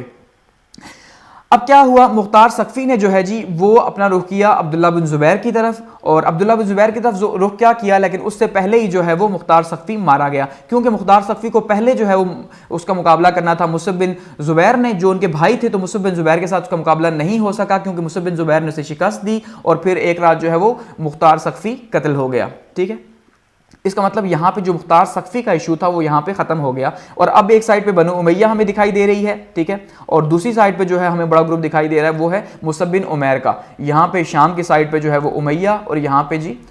مصعب بن عمیر رضی اللہ کے فالوورز. تو 2 خلیفہ اس ٹائم پہ بھی ایک ٹائم پہ مسلم دنیا کے اندر موجود ہیں. اس کے بعد کیا ہوا جی، مصعب بن زبیر جو ہے وہ شہید ہو گئے. اور مصعب بن زبیر کیوں شہید ہوئے؟ کیونکہ اب جب یہ پورے کا پورا جو ایک ایشو تھا، ٹھیک ہے، مختار ثقفی کا یہ ختم ہوا تو پیچھے جو مروان تھا، ٹھیک ہے جی، عبد الملک بن مروان، تو عبد الملک بن مروان فوج لے کے نکل آیا، ٹھیک ہے جی، بصرہ پہ قبضہ کرنے کے لیے. اس نے کہا اب اس ٹائم پہ موقع اچھا ہے تو یہاں پہ جا کے قبضہ کیا جائے. تو اس نے کیا کیا، 691 کے اندر جو ہے 691 کے اندر یہاں پہ اٹیک کیا. اس کے نتیجے کے طور پہ مصعب بن عمیر جو ہے جو بہت ہی بہادری سے جنہوں نے مقابلہ کیا ملک بن مروان کی فوج کا، لیکن جو ہے وہ یہاں پہ شہید ہو گئے. اور اس کے بعد یہاں کا کنٹرول یعنی بصرہ کا جو کنٹرول ہے وہ کس کے پاس آ گیا، وہ بھی بنو امیہ کے پاس آ گیا. اب یہاں پہ اب یہ پورے کا پورا یہاں پکچر کے اندر آپ دیکھیے تو یہ پورے کا پورا ایریا آپ کہہ سکتے ہیں بنو امیہ کے انڈر آ چکا تھا ابن ملک بن مروان کے ٹائم پہ. اب یہ جو ایریا تھا حجاز کا، یہاں پہ فی الحال ابھی بھی مصعب بن عمیر کا کنٹرول تھا. تو اس کا مطلب اب اگلی جو کمپین ہونی تھی وہ مصعب بن عمیر کے اگینسٹ میں ہونی تھی تاکہ یہاں سے انہیں بھی ایلیمنیٹ کیا جائے اور پورے کا پورا جو کنٹرول ہے، ایبسولوٹ کنٹرول جو ہے وہ بنو امیہ کے پاس آ سکے. ٹھیک ہے، اب کیا ہوا کہ اب اس کا جو اگلا رخ تھا وہ کس کی طرف تھا جی، لیکن اب خود وہ نہیں گیا. اب وہ خود اس نے کیا کیا جی، اس نے حجاج بن یوسف کو بھیجا. اور حجاج بن یوسف جو ہے اس نے کیا کیا جی، حجاج بن یوسف نے یہاں پہ آ کے 92 یہاں پہ آ کے جو ہے وہ حجاز کے تمام راستوں کو پہلے بلاک کیا. ٹھیک ہے، کیونکہ وہ ویسے ہی بہت ظالم مشہور تھا اور اس کو چن کے بھیجا گیا کیونکہ وہاں پہ ظاہری بات اب اہل بیت کے ماننے والے تھے. تو اہل بیت کے ماننے والوں کے خلاف جنگ کرنا کوئی آسان کام نہیں تھا. ٹھیک ہے، تو اس لیے ایسا ہی ظالم شخص چاہیے تھا. تو حجاج بن یوسف نے کیا کیا جی، یہاں پہ آ کے سارے کا سارا جو ہے بلاکنگ کی سب پہلے جو ہے، اور جتنے بھی راستے جاتے تھے یہاں پہ ان کو بلاک کر دیا. اس کا مطلب جو کھانا پینا ہے، جو ان کا جو سب کچھ کمک ہے وہ سب کچھ بند ہو گیا یہاں پہ. تو اب ایسے میں حالات اتنے خراب ہو گئے کہ جو مکہ کے لوگ تھے یا مدینہ کے جو لوگ تھے انہوں نے جو ہے کچھ کو بائی فورس اور کچھ نے جو ہے وہ مجبور ہو کے سپورٹ کیا حجاج بن یوسف کو اور اس کے کیمپ پہ چلے گئے. ایون یہاں تک کہ عبداللہ بن زبیر جو ہے ان کے اپنے جو بیٹے ہیں، ٹھیک ہے جی، وہ بھی انہیں چھوڑ کے چلے گئے ایسے حالات کے اندر. ٹھیک ہے، اور ایسے حالات میں وہ بھی جب انہیں چھوڑ کے چلے گئے، عبداللہ بن زبیر کو مانا جاتا ہے اپنی والدہ کے پاس گئے اور اپنی والدہ سے جا کے کہا کہ اب آپ بتائیں میں کیا کروں، کہ جب مجھے میرے اپنے بیٹے چھوڑ چکے ہیں تو اب میں کیا کروں، اور اگر اس کنڈیشن میں چلا جاتا ہوں یعنی حجاج بن یوسف کے کیمپ میں یا بنو امیہ کے کیمپ میں چلا جاتا ہوں تو مجھے بہت پروٹوکول ملے گا، لیکن اگر نہیں جاتا تو پھر یہاں میری شہادت پکی ہے. تو ماں نے انہیں بتایا جاتا ہے، کہا کہ اگر تم سچے ہو تو تم لڑو. تو ایسے میں عبداللہ بن زبیر وہاں پہ لڑے کیونکہ انہوں نے کہا میں سچا ہوں، اور نتیجے کے طور پہ ان کی شہادت بھی ہو گئی. اور ان کی شہادت کے بعد کیا ہوا جی، یہاں پہ پورے کا پورا جو ہے وہ عراق کا اور حجاز کا کنٹرول بھی بنو امیہ کے پاس آ گیا. کہ وہ جو 2 پرابلم تھے، ایک امام حسین کا، ٹھیک ہے، اور دوسری سائڈ پہ جو ہے مصعب بن عمیر کا چلا آ رہا تھا، ٹھیک ہے، عبداللہ بن زبیر کا سوری، تو وہ عبداللہ بن زبیر کا جو ایشو تھا وہ بھی یہاں پہ سالو ہو گیا. اور اس طرح سے جو ہے پورے کا پورا یہاں کا کنٹرول جو ہے وہ کس کے پاس آ گیا جی، بنو امیہ کے پاس کنٹرول آ گیا. یعنی عبد الملک بن مروان کے ٹائم پہ سارے کا سارا کنٹرول آیا. آگے بڑھتے ہیں. اس کے بعد کیا ہوا جی، اس کے بعد جو وار ہوئی وہ خارجیز کے ساتھ ہوئی کیونکہ جو خارجی تھے، خارجی اسی طرح سے پرابلم کریٹ کر رہے تھے. اس سے پہلے خارجیز کے ساتھ وار نہیں ہوئی کیونکہ جو خارجی تھے یہ سپورٹر تھے عبداللہ بن زبیر کے، کیونکہ عبداللہ بن زبیر کو یہ بنو امیہ کے اوپر جو ہے وہ فوقیت دیتے تھے کہ بھئی عبداللہ بن زبیر جو ہے چلے اگر وہ حکومت کرتے ہیں اور وہ ایز اے خلیفہ جو ہے وہ یہاں پہ حکومت کر رہے ہیں تو ان کو تو ہم سپورٹ کر سکتے ہیں، لیکن ہم بنو امیہ کو کسی بھی صورت میں سپورٹ نہیں کر سکتے، اس لیے خارجی ان کے ساتھ تھے۔ لیکن جب ان کو بھی شکست ہوئی، ان کو شہید کر دیا گیا، تو اس کے بعد خارجی جو ہے وہ انہوں نے بھی جنگیں سٹارٹ کر دی، بغاوتیں سٹارٹ کی۔ تو ایسے میں جو ہے عبد الملک بن مروان نے جو ہے انہیں بھی شکست دی اور وہ بھی جو ہے دوبارہ سے انڈر گراؤنڈ ہو گئے اور اپنی کاروائیاں جاری رکھی۔ اس کے بعد سیستان کی ایک کمپین نکلی، ٹھیک ہے جی۔ اب سیستان یہاں پہ میپ کے اندر آپ دیکھیں تو یہاں پہ یہ ایران کا آخری جو کونا ہے سیستان کا، یہ جو پاکستان کے بارڈر کے ساتھ، جو بلوچستان کے بارڈر کے ساتھ جو ایریا لگتا ہے وہ سیستان ہے۔ تو یہ کیونکہ بہت دور تھا پہلے ہی پرشین امپائر کے اندر، تو یہاں پہ بغاوتیں سٹارٹ ہو گئی تھی، تو اس وجہ سے یہاں پہ جو ہے بغاوتوں کو کنٹرول کیا گیا اور یہاں پہ جو ہے اس کمپین پہ بھیجا گیا جی حجاج بن یوسف جو ہے اس نے بھیجا اپنے ایک جنرل کو، محمد ابن اشد کو بھیجا۔ اب یہ جو ابن اشد تھے، جب ان کو بھیجا گیا تو ابن اشد نے مانا جاتا ہے وہاں پہ جو ہے ریوالٹ کر دیا، بغاوت کر دی، کیونکہ ابن اشد وہاں پہ جو ہے وہ انہوں نے کیا کیا جی بہت اچھی پرفارمنس دی، لیکن اس کے بعد کیا ہوا کہ انہوں نے کچھ ریسٹ کیا، کچھ ٹائم کے لیے وارز کو سٹاپ کیا۔ تو حجاج بن یوسف نے کہا کہ بھئی آپ نے وارز کو کیوں سٹاپ کیا؟ تو ایسے میں جو ہے وہ ابن اشد جو ہے غصہ آیا اور ابن اشد نے کیا کیا، ریوالٹ کر دیا۔ ریوالٹ کے نتیجے کے طور پہ جو ہے پھر اب بنو امیہ جو تھا وہ سامنے آیا، یعنی کہ جو مروان تھا، ٹھیک ہے جی، ملک بن مروان، اس نے کیا کیا، وہاں کا جو جس کے خلاف جنگ ہو رہی تھی، ٹھیک ہے، جو خاص کر کے جو خراسان کا علاقہ تھا وہاں کا جو حاکم تھا اس کو جو ہے وہ لالچ دی اور پیسے دیے اور اس سے پھر ابن اشد کو وہاں پہ مروا دیا۔ تو اس طرح یہ ایک بغاوت بھی جو ہے وہ دور ہوئی، کیونکہ ابن اشد جو ہے وہاں سے پہلے ٹریول کرتے ہوئے بصرہ عراق تک آئے اور یہاں پہ آ کے انہوں نے کنٹرول حاصل کیا حجاج بن یوسف کے ایریا کے اندر۔ تو یہ بہت زیادہ پرابلم کریٹ کرنا شروع ہو گئے تھے یہ جو ابن اشد ہے۔ تو اس کے بعد پھر جو ہے دوبارہ سے جب ان کے پیچھے بنو امیہ کی فوج لگی تو ابن اشد بھاگ کے خراسان چلے گئے، اور وہاں خراسان میں کیا ہوا کہ وہاں پہ پھر جو ہے جس کے خلاف یہ جنگ کرے تھے خراسان کے حاکم کے خلاف، اسی کو جو ہے وہ پیسے کی لالچ دے کے پھر کیا کیا جی وہاں پہ ان کو مروا دیا۔ پبلک ہیٹ بہت زیادہ ملی۔ پبلک ہیٹ تو میں پہلے بھی ذکر کر چکا ہوں، کیونکہ اہل بیت کے بعد جو ہے وہ بنو امیہ اب حکومت کر تو رہی تھی، اب یہ انہی کی میں کہہ سکتا ہوں کہ ایک آپ کیا کہہ لیں کہ ان کی ایک ضد تھی، بہادری تھی یا جو بھی تھا، کہ اتنی زیادہ نفرت کے بعد جو ہے وہ پھر بھی وہ حکومت پہ بیٹھے ہوئے تھے۔ اور ایکسٹرنلی جو ہے وہ رومن امپائر بھی پرابلمز کریٹ کر رہی تھی، کیونکہ جتنے بھی علاقے فتح ہوئے ہوئے تھے تو ظاہری بات ہے وہاں پہ بغاوتیں تو ہر ٹائم پہ ہوتی ہی رہتی تھیں۔ اور اگر امپورٹنٹ ورڈز کی بات کی جائے تو اب ان کو بہت زیادہ اہمیت اس لیے حاصل ہے عبد الملک بن مروان کو کہ ایک تو مانا جاتا ہے انہوں نے آرمی کو ری اسٹیبلش کیا دوبارہ سے، ہر محکمے کو ری اسٹیبلش کیا دوبارہ سے، یعنی جتنے بھی، کیونکہ اب حکومت تقریباً بنو امیہ کی ختم ہو چکی تھی، تو اس کو دوبارہ سے اگر جو ہے انہوں نے ایک پاور دی عبد الملک بن مروان نے، تو اس کا مطلب کیا ہے کہ ہر ادارے کو، ہر انسٹیٹیوٹ کو جو ہے وہ دوبارہ سے بلڈ تو کرنا پڑے گا، تو اس کو دوبارہ سے بلڈ کیا۔ اور اس میں سب سے امپورٹنٹ جو ایشوئنگ آف اسلامک کوائنز ہے یہ بہت امپورٹنٹ ہے۔ جو اسلامی سکے کا اجرا ہے اس کے اوپر مانا جاتا ہے کہ ان کا ایک کارنامہ ہے جس کے اوپر جو ہے وہ قل هو اللہ احد لکھا ہوا ہوتا تھا، اور یہ انہوں نے ایشو کیا کیونکہ اس سے پہلے اسلام کے پاس جو ہے یہ اسلامی سکہ جو ہے موجود نہیں تھا، جو خود یہ ایشو کرتے تو انہوں نے ایک ٹیکسال بھی جو ہے وہ بنایا تھا بصرہ کے اندر تاکہ وہاں پہ سکے بنائے جائے۔ تو اس پہ رومن امپائر نے کافی زیادہ تھریٹ بھی دیے، کیونکہ اس سے پہلے ان کے سکے چلتے تھے کہ آپ یہ سکہ بند کر دیں، سکہ سازی، لیکن انہوں نے کہا ہم بند نہیں کریں گے۔ اور پھر یہ ارد گرد کے جو علاقے تھے وہاں پہ بھی جو ہے یہی سکے استعمال کیے جانے لگے جو عبد الملک بن مروان نے ایشو کروائے تھے۔ عربک لینگویج کے اندر نیا ڈائلیکٹ جو ہے وہ ایک تو انٹروڈیوس کروایا اور دوسرا جو ہے وہ آفیشیل لینگویج سے بنا دیا، کیونکہ اب جو مصر کے علاقے تھے یا جو افریقہ کے علاقے تھے، ٹھیک ہے، یعنی کہ جو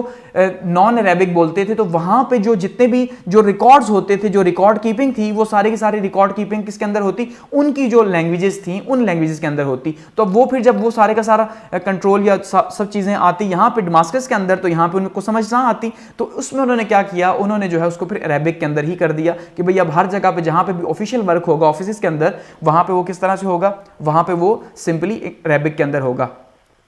بیت المال کو دوبارہ سے ری بلڈ کیا۔ اب دوبارہ سے ری بلڈ کرنے کا مطلب یہی ہے کہ پہلے سے موجود تھا لیکن بیچ میں پھر جو ہے وہ ختم ہوا، پھر اس کو ری بلڈ کیا گیا۔ اچھا، اور اس کے بعد کیا ہوا جی، اٹیک کر کے حج کے موقع پہ جو ڈیمیج کیا گیا، اور اس سے پہلے کیا ہوا کہ حج کے موقع پہ جو ڈیمیج ہوا تھا، کیونکہ اب جو حجاز کی جو کمپین تھی تو اس کے نتیجے کے طور پہ حجاج بن یوسف نے کافی زیادہ نقصان پہنچایا تھا، ٹھیک ہے، تو بیت اللہ کو بھی نقصان پہنچا، جو اس کی باہر کے جو دیواریں تھیں مانا جاتا ہے وہ گر گئی تھی اس اٹیک کے نتیجے کے طور پہ، کیونکہ جو حجاج تھا اس نے منجنیق کا استعمال کیا تھا۔ منجنیق جو پیچھے ہم اگر آپ نے انڈو پاک ہسٹری دیکھی ہے تو اس میں ہم نے ذکر کیا تھا کہ وہ منجنیق جو ہے وہ اسی کی وجہ سے محمد بن قاسم جو ہے وہ کامیاب ہوا تھا راجہ داہر کے خلاف، جو پتھر پھینکتی تھی بڑے بڑے، تو وہ منجنیق جو ہے اس کا استعمال کیا گیا، جس وجہ سے جو ہے وہ بیت اللہ شریف کو کافی زیادہ نقصان پہنچا، اس کی دیواریں گری، تو اس کو دوبارہ سے جو ہے وہ ری بلڈ کروایا گیا، اس کو سیٹ کروایا گیا۔ ٹھیک ہے. تو یہ جو ہے عبد الملک بن مروان کی حکومت رہی. آگے بڑھتے ہیں اور بات کرتے ہیں جی ولید بن ملک کی. ولید بن ملک کا جو ٹائم تھا یہ 705 سے لے کے 715 تک رہا. اب ولید بن ملک جو ہے وہ مروان بن ملک کا بیٹا تھا, ٹھیک ہے, اور اس نے جو ہے وہ حکومت سٹارٹ کی 705 سے 715 تک. تو سب سے جو اہم کام تھا ولید بن ملک کا, جس وجہ سے ولید جو ہے وہ سب سے زیادہ مشہور ہوا, تو وہ کیا تھا, وہ جو ایکسٹرنل جو فتوحات تھیں, جو بیرونی فتوحات جو تھی, جو علاقے ایکسپینڈ کیے وہ تھیں. اب یہاں پہ آپ پکچر کے اندر بھی دیکھیے کہ یہ وہ میپ ہے جس کے اندر جو ہے یہ جو علاقے ہیں, یہ جو یہاں پہ ہمیں جو ہے وہ دکھائی دے رہے ہیں بہت ہی باہر کی سائڈ پہ کر کے, تو یہ علاقے جو ہے یہ فتح کیے گئے. مانا جاتا ہے ولید بن ملک کے ٹائم پہ جو ہے یہ علاقے فتح ہوئے, اور خاص کر کے بنو امیہ کے ٹائم پہ یہ علاقے جو ہے وہ فتح ہوئے اور یہاں پہ ایکسپینڈ ہوا, کیونکہ یہاں پہ پہلے یہ جو علاقے آپ کو دکھائی دے رہے ہیں یہاں پہ تو آلریڈی جو ہے وہ اسلام پھیل چکا تھا, اور یہ جو باہر کے علاقے ہیں یہ اس بندے کا کمال ہے. اس میں جو ہے وہ سندھ کی فتح بھی شامل ہے کہ جس میں محمد بن قاسم کو یہاں پہ بھیجا گیا, اور ساتھ میں جو ہے وہ اسپین کی فتح بھی یہاں پہ اس جگہ پہ جو ہے وہ شامل ہے, جہاں پہ جو ہے وہ اسپین کے اندر بھی جو ہے وہ طارق بن زیاد نے یہاں پہ فتح کیا موسیٰ بن نصیر کی سربراہی کے اندر. تو یہ علاقے جو ہے ساتھ میں شامل ہوئے. اب اگر بات کی جائے ایز اے پرسنالٹی کے حوالے سے, تو اب یہ مانا جاتا ہے کہ جیسے جو ہے وہ مروان بن ملک کو جتنا زیادہ نالج سے جو ہے وہ پیار تھا, یعنی علم سے پیار تھا یا علم نالج لور تھا, اتنا ہی یہ اکتایا ہوا تھا اس سے. یعنی اس کو یہ پڑھا لکھا نہیں تھا اور زیادہ پڑھا لکھا نہیں تھا, تو اس کو اس کا مطلب یہ ہے کہ کچھ زیادہ لگاؤ بھی نہیں تھا پڑھائی سے, لیکن پھر بھی جو مذہبی معاملات تھے ولید بن ملک کے وہ بہت اچھے مانے جاتے ہیں. اب کیونکہ میں آپ کو بار بار ایک ہی بات کہہ رہا ہوں کہ بار بار ہمارے یہاں پہ جو ہے نا وہ کانٹرڈکٹری تھاٹ آ رہے ہیں, وہ اس وجہ سے آ رہے ہیں کیونکہ ہم جو ہے وہ ہسٹری جو ڈسکس کر رہے ہیں وہ مختلف بکس سے لی ہوئی ہسٹری ہے. اس میں اگر ہم بات کریں گے اہل شیعہ مذہب کی تو وہ پھر اس کے اگینسٹ ہے, اگر بات کریں گے سنی کی تو وہ کچھ اور پوائنٹ آف ویو دیں گے. تو یہاں پہ کچھ پرابلمز جو ہے وہ کانٹرڈکٹری تھاٹس کے اندر ہمیں دیکھنے کو ملیں گے. اب یہاں پہ جیسے کہا جاتا ہے کہ علم کا بالکل یہ آری تھا, علم سے اس کے کوئی بھی لگاؤ نہیں تھا, لیکن مذہبی بہت تھا. ایون اتنا مذہبی تھا کہ ایک قرآن ایک دن میں ختم کرتا. اب یہاں پہ یہ بات بھی جو ہے وہ قابل غور ہے کہ ایک قرآن ایک دن کے اندر, یہ امیجن کرنا بھی کافی زیادہ مشکل ہے, ٹھیک ہے, لیکن یہ پھر بھی ایسا کرتا تھا. اور اب بات پھر وہیں پہ ہم اس کی ڈیٹیل میں نہیں جائیں گے کہ یہ کیسے ہوا, کیا حقیقت تھی یا نہیں تھی, تو اس میں جو ہے نا, لیکن یہ پبلک ڈیلنگ کے اندر بہت زیادہ سمارٹ تھا. جو سب سے بڑا کارنامہ ہے اس کا وہ کیا تھا جی, وہ بہت زیادہ سمارٹ تھا. اب یہاں پہ اس کو بہت سے لوگ ایز اے ہیرو مانتے ہیں کہ بھائی اگر بنو امیہ کے اندر اس جیسا حکمران نہ آتا تو آج ہندوستان کے اندر جو ہے وہ اسلام بھی نہ ہوتا. کیونکہ اسی نے جو ہے وہ حجاج بن یوسف نے جب اجازت مانگی تھی کہ بھائی میں نے جو ہے وہ محمد بن قاسم کو بھیجنا ہے یا میں نے کمپین بھیجنی ہے کہاں پہ, سندھ کے اندر یا ہندوستان کے اندر, تو اس نے اجازت دی. اس سے پہلے ولید بن ملک سے جب اجازت لی گئی تو اس نے اجازت نہیں دی تھی. تو اس کا مطلب کیا ہے, الٹیمیٹلی ولید بن ملک کو یہ کریڈٹ جاتا ہے کہ اس نے جو ہے وہ ہندوستان یا سندھ کی فتح میں اہم رول پلے کیا. ٹھیک ہے, ایک پوائنٹ آف ویو یہ. اب دوسرا پوائنٹ آف ویو یہ کہ پھر آگے ہم جب دیکھتے ہیں پھر کچھ کام ایسے آتے ہیں کہ جہاں پہ پھر ظلم بھی ہمیں دکھائی دیتا ہے, تو پھر ہم وہاں پہ بھی جو ہے نا ڈس ایگری بھی کرتے ہیں اسٹرانگلی. اچھا, اگر بات کریں امپورٹنٹ ورکس کی تو سب سے امپورٹنٹ کیا تھا, پیس اینڈ آرڈر جو ہے اس کو بحال کیا. کیونکہ اب ولید بن ملک نے دوبارہ سے ایک قسم کا ری اسٹیبلش کیا تھا بنو امیہ کو, تب اس کے بیٹے نے جو ہے کیا کیا جی, اس کو دوبارہ سے امن و امان وہاں پہ برقرار رکھا, اور اس کو جو ہے وہ جتنا بھی حکومت جہاں پہ موجود تھی اس میں جو ہے وہ کافی امن بحال ہوا اس دوران. اچھا, ایکسپینشن کی گئی اسٹیٹ کو جو ہے بڑھایا گیا. سندھ کی فتح ہوئی, ایک تو افریقہ کی فتح ہوئی اور اسپین کی فتح ہوئی. یعنی کہ تین جو علاقے تھے یہاں پہ تین کانٹیننٹس کے اندر ڈفرینٹ, وہاں پہ جو ہے وہ کسی نہ کسی طرح سے ہمیں دیکھنے کو ملتا ہے کہ حکومت پھیلی. ایک تو اسپین کے اندر حکومت بھیجی گئی اور دوسرا سندھ کے اندر. یہ تو ہم جانتے ہیں افریقہ آلریڈی یہاں پہ موجود تھا, یعنی افریقہ کے اندر پہلے سے ہی یہاں پہ بربر قبیلہ جو تھا یا جو کنٹرول تھا خاص کر کے مراکش تک کا, وہ کنٹرول تو موجود تھا پہلے ہی. سلمان بن مالک جو ہے اس ٹائم پہ بھی جو ہے وہ موجود تھا, مروان بن ملک کے ٹائم پہ. تو وہاں پہ مراکش کا کنٹرول یا موراکو جو ہے یہاں پہ اس جگہ پہ یہ جو کنٹرول ہے یہ تو پہلے سے تھا, لیکن صرف جو افریقہ کے جو یہ جو نیچے کی سائڈ پہ ایکسپینشن آپ کو دکھائی دے رہی ہے, ٹھیک ہے, الجیریا یا نائجیریا کی سائڈ پہ, یہ ایکسپینشن جو ہے اس ٹائم پہ ولید بن ملک کے ٹائم پہ یہاں پہ کی گئی. ملٹری ایکسپینشن کی گئی, اسے اسٹرینتھ دی گئی. اب اوبیسلی اتنی زیادہ فتوحات بغیر فوج کو طاقتور کیے تو پاسبل نہیں ہے, اس لیے فوج کو جو ہے وہ طاقتور بنایا, اس کو ری آرگنائز کیا اور ری اسٹرکچرڈ کیا اس کو, تاکہ وہ جو ہے اس کے اندر وہ زیادہ پاور آ سکے. اب یہاں پہ پھر سے بات وہی ہے کہ نالج لیور خود تو نالج کا جو ہے وہ دور ہی رہتا تھا نالج سے, لیکن نالج لیور اس سینس میں تھا کہ اس نے اسلامک اسکالرس کو اپنے گرد جمع کیا ہوا تھا, اور جتنی بھی فتوحات ہوتی مانا جاتا ہے وہاں سے بھی جو اسلامک اسکالر تھے ان کو بھی اپنے پاس جمع کرتا. مسجدوں کے اندر جو لوگ پڑھاتے تھے ان کے وظائف وغیرہ مقرر کیے اس نے, ولید بن ملک نے. یہ جو ہے نا اس کو مانا جاتا ہے. اور ری بلڈنگ آف نبوی ماسک یعنی کہ مسجد نبوی جو ہے 3 سال کے اندر اس کو دوبارہ سے تعمیر کروایا گیا، کیونکہ اس سے پہلے بھی ہم ذکر کر چکے ہیں کہ پہلے بھی اسے جو جنگوں کے دوران نقصان پہنچا تھا، تو اس وجہ سے جو ہے دوبارہ سے کیا کیا جی، مسجد نبوی کو دوبارہ تعمیر کیا گیا اور بہت ہی جو ہے نا شاندار طریقے سے اسے تعمیر کیا گیا۔ اور اس کی تعمیر کے بعد خود جو ہے یہ یہاں پہ آیا بھی، اور اس ٹائم پہ مدینہ کے اندر جو گورنر تھے وہ کون تھے جی؟ عمر بن عبدالعزیز، جن کا نام ہی جو ہے وہ بہت بڑا نام ہے، ٹھیک ہے، جن کو عمر سیکنڈ بھی کہا گیا۔ تو یہ جو ہے انہوں نے خاص محبت سے، خاص چاہت سے جو ہے مدینہ کے اندر جو مسجد تھی اس کو تعمیر کروایا، کس کے حکم پہ؟ ولید بن ملک کے حکم پہ۔ اس کے بعد ایک ڈماسکس کے اندر جو ہے وہ دمشق کے اندر ایک ماسک جو ہے وہ بنائی گئی، اور اس کو بھی جو ہے وہ بہت ہی محنت سے، بہت ہی پیسے سے بنایا گیا، اور یہ ایک آؤٹ سٹینڈنگ مسجد مانی جاتی ہے، کیونکہ یہ 7 سال کے بجٹ کے برابر اس کے اوپر پیسہ لگا، بنی 8 سالوں میں، لیکن جو 7 سال کا بنو امیہ کا جو بجٹ تھا، اب آپ اندازہ کر لیجئے کہ اتنی بڑی سٹیٹ، اور اس اتنی بڑی سٹیٹ کا 7 سال کا بجٹ کتنا ہو سکتا ہے؟ تو اس 7 سال کے بجٹ کے جتنے پیسے تھے، ٹھیک ہے، اس کو تقریباً یعنی کہ 55 لاکھ درہم جو ہیں، اس 55 لاکھ درہم سے وہ مسجد بنائی گئی، ایک مسجد بنائی گئی، اور اس کے لیے جو چیزیں منگوائی گئی، جہاں سے جو بیسٹ مل سکتا تھا، یعنی اگر خراسان سے جو ہے کچھ چیز بیسٹ ملی وہاں سے منگوائی، اسی طرح سے اگر قبرص سے جیسے مانا جاتا ہے 21 جہاز جو ہے وہ سونے کے، صرف قبرص سے، سائپرس جس کو کہا جاتا ہے، وہاں سے 21 جہاز سونے کے منگوائے گئے، تو آپ اندازہ کریں کہ پھر کتنا جو ہے اس کے اوپر خرچہ ہوا ہوگا، اور یہ مسجد جہاں پہ تعمیر کروائی، اور یہ بہت ہی عالیشان اور شاندار قسم کی مسجد تھی، 12,000 ورکرز ڈیلی یہاں پہ کام کیا کرتے تھے اس کی تعمیر میں، تو یہ بھی جو ہے نا اس کا ایک کارنامہ جو ہے وہ مانا جاتا ہے کہ اس نے شاندار مسجد بنوائی۔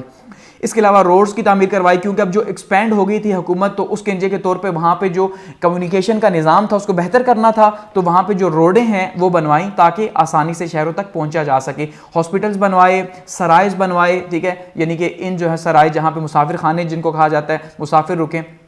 یہ بنوائی، یہ اس کا کارنامہ ہے۔ اچھا، جو یتیم بچے ہیں ان کی کفالت کا خاص کر کے مانا جاتا ہے کہ اس بندے نے جو ہے وہ خیال رکھا۔ اب میں بار بار کہتا ہوں مانا جاتا ہے، اس کا مطلب یہی ہے ہسٹوریکل پوائنٹ آف ویو کی بات کر رہا ہوں، اب اس میں میری کو اپنے تھاٹس نہیں ہیں، کیونکہ اب ایک اور بندہ جب ولید بن ملک کی پرسنالٹی کو بیان کرے گا تو بہت زیادہ پھر وہ اس کے اندر جو ہے نا وہ دکھائے گا کہ کتنا زیادہ ظالم تھا، تو اس وجہ سے میں پاپولر رائے کو یہاں پہ کوٹ کرتا ہوں۔ اچھا، اسپیشل جو چلڈرن تھے، یعنی جو بچے جن کو کوئی نہ کوئی مسئلہ ہوتا تھا، ان کی جو کفالت تھی، ان کی کفالت کی ذمہ داری جو ہے وہ اسٹیٹ نے لی، تو یہ ایک بہت بڑا کام تھا اپنے آپ میں۔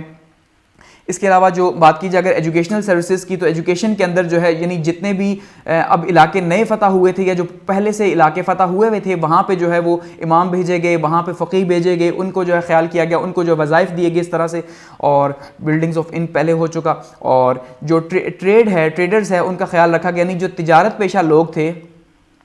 ان کا بہت زیادہ خیال رکھا گیا، ان کے اوپر جو ٹیکس لگے ہوئے تھے بہت زیادہ جو پہلے لگائے گئے تھے، ان ٹیکسز کو کم کیا گیا تاکہ وہ زیادہ سے زیادہ ٹریڈ کر سکیں، ٹھیک ہے، اور اس سے کیا ہو، اس سے فائدہ پہنچے یا اس سے حکومت کو جو ہے وہ فائدہ پہنچ سکے۔ تو یہ ولید بن ملک جو ہے وہ اس کی حکومت رہا، اور کافی زیادہ پھر بات وہیں پہ ہے کہ اس کو زبردست یا شاندار قسم کا حکمران مانا جاتا ہے کچھ ہسٹورینز کے پوائنٹ آف ویو سے۔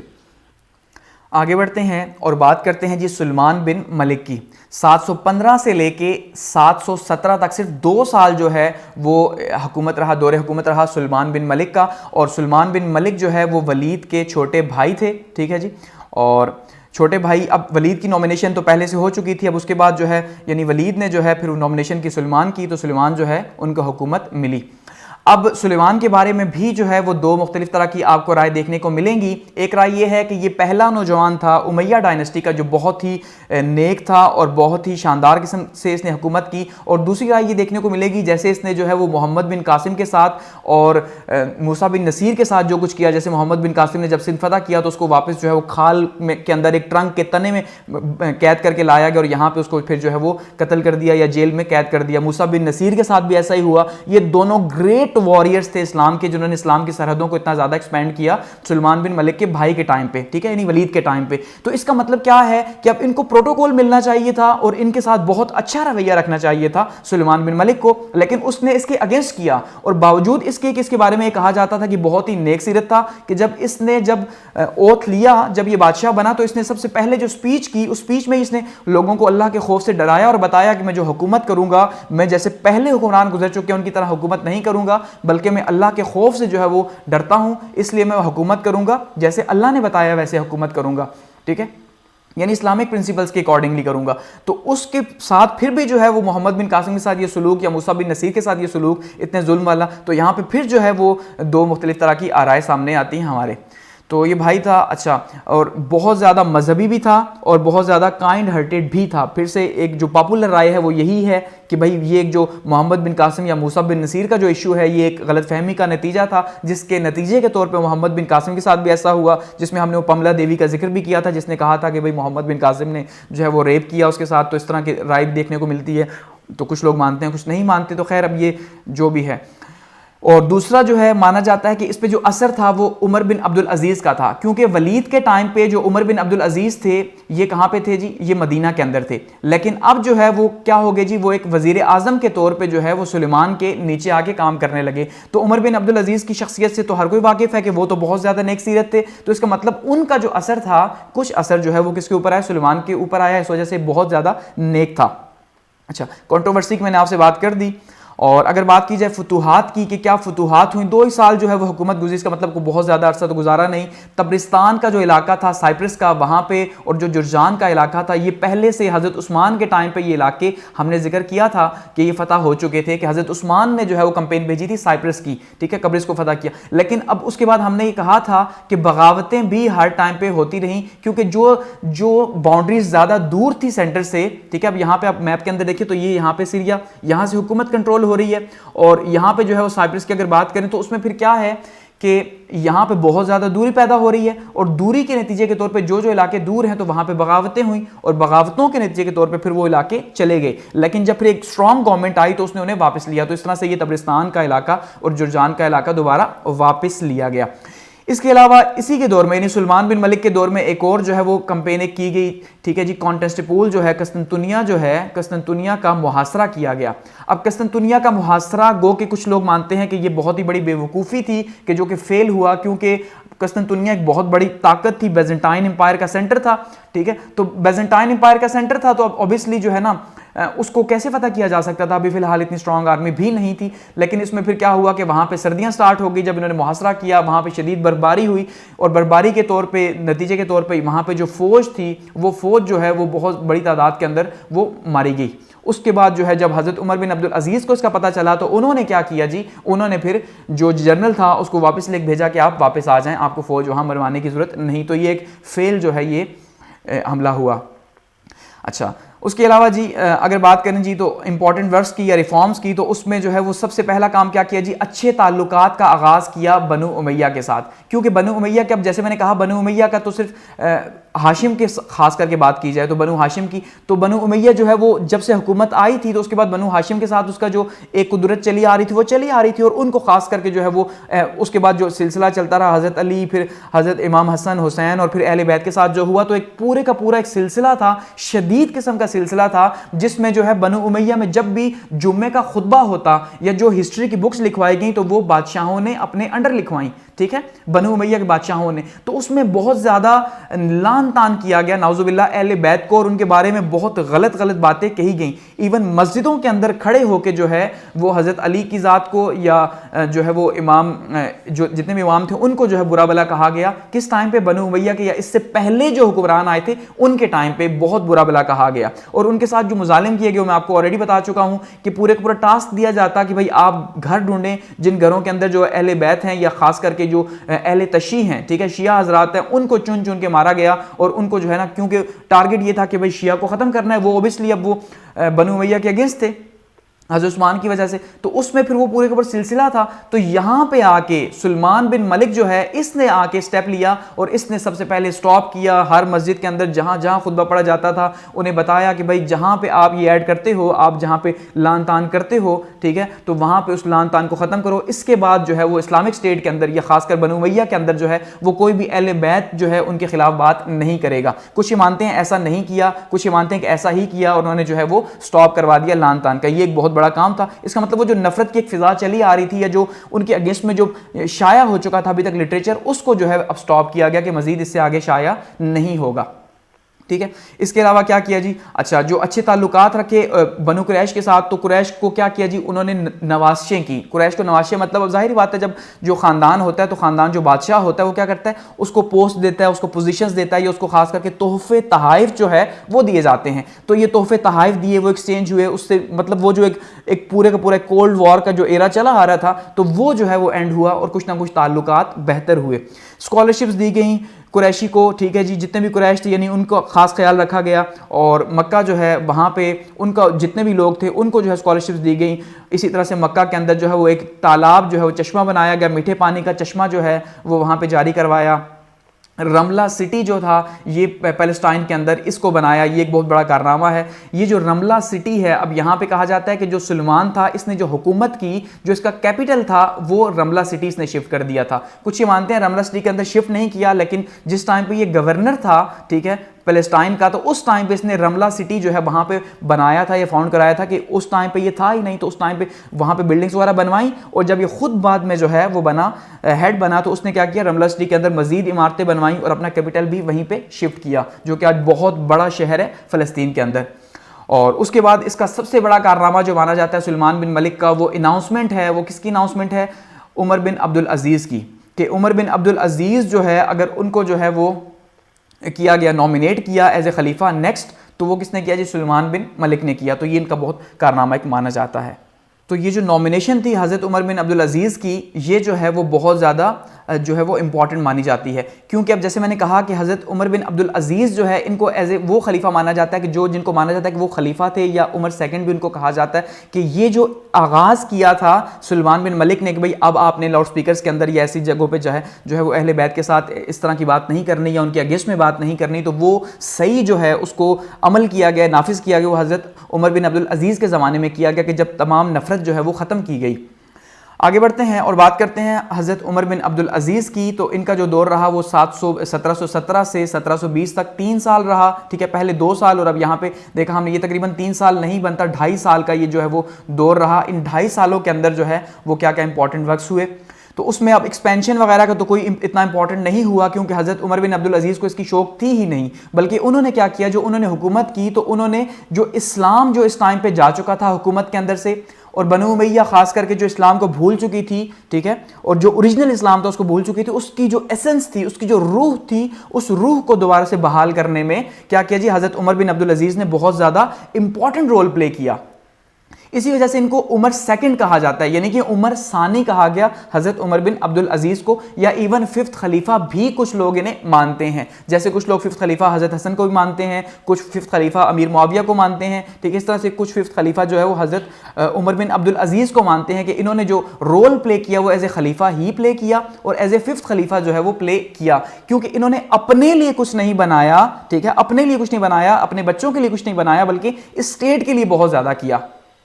یہ اس سے پہلے مدینہ کے گورنر بھی رہے, اور اس کے بعد جو ہے پھر یہ پرائم منسٹر کے عہدے پہ بھی رہے سلمان بن ملک کے, تو اس کا مطلب یہ حکومت میں تو شامل تھے, کہیں نہ کہیں کام تو ہو رہا تھا. اور اگر بات کی جائے کیریکٹر کی, تو انہوں نے کیا کیا جی, میٹیریل لائف چھوڑ دی. جیسے ہی یہ اناؤنس ہوئے, اس سے پہلے بھی یہ بہت زیادہ نیک تھے, بہت زیادہ نیک, تو اس کے بعد بھی انہوں نے کیا کیا جی, مادی لائف چھوڑ دی. ان کے بارے میں بہت سے علماء نے پھر رائے دی, خاص کر کے اس ٹائم پہ جو ہے وہ مانا جاتا ہے کہ جتنے بھی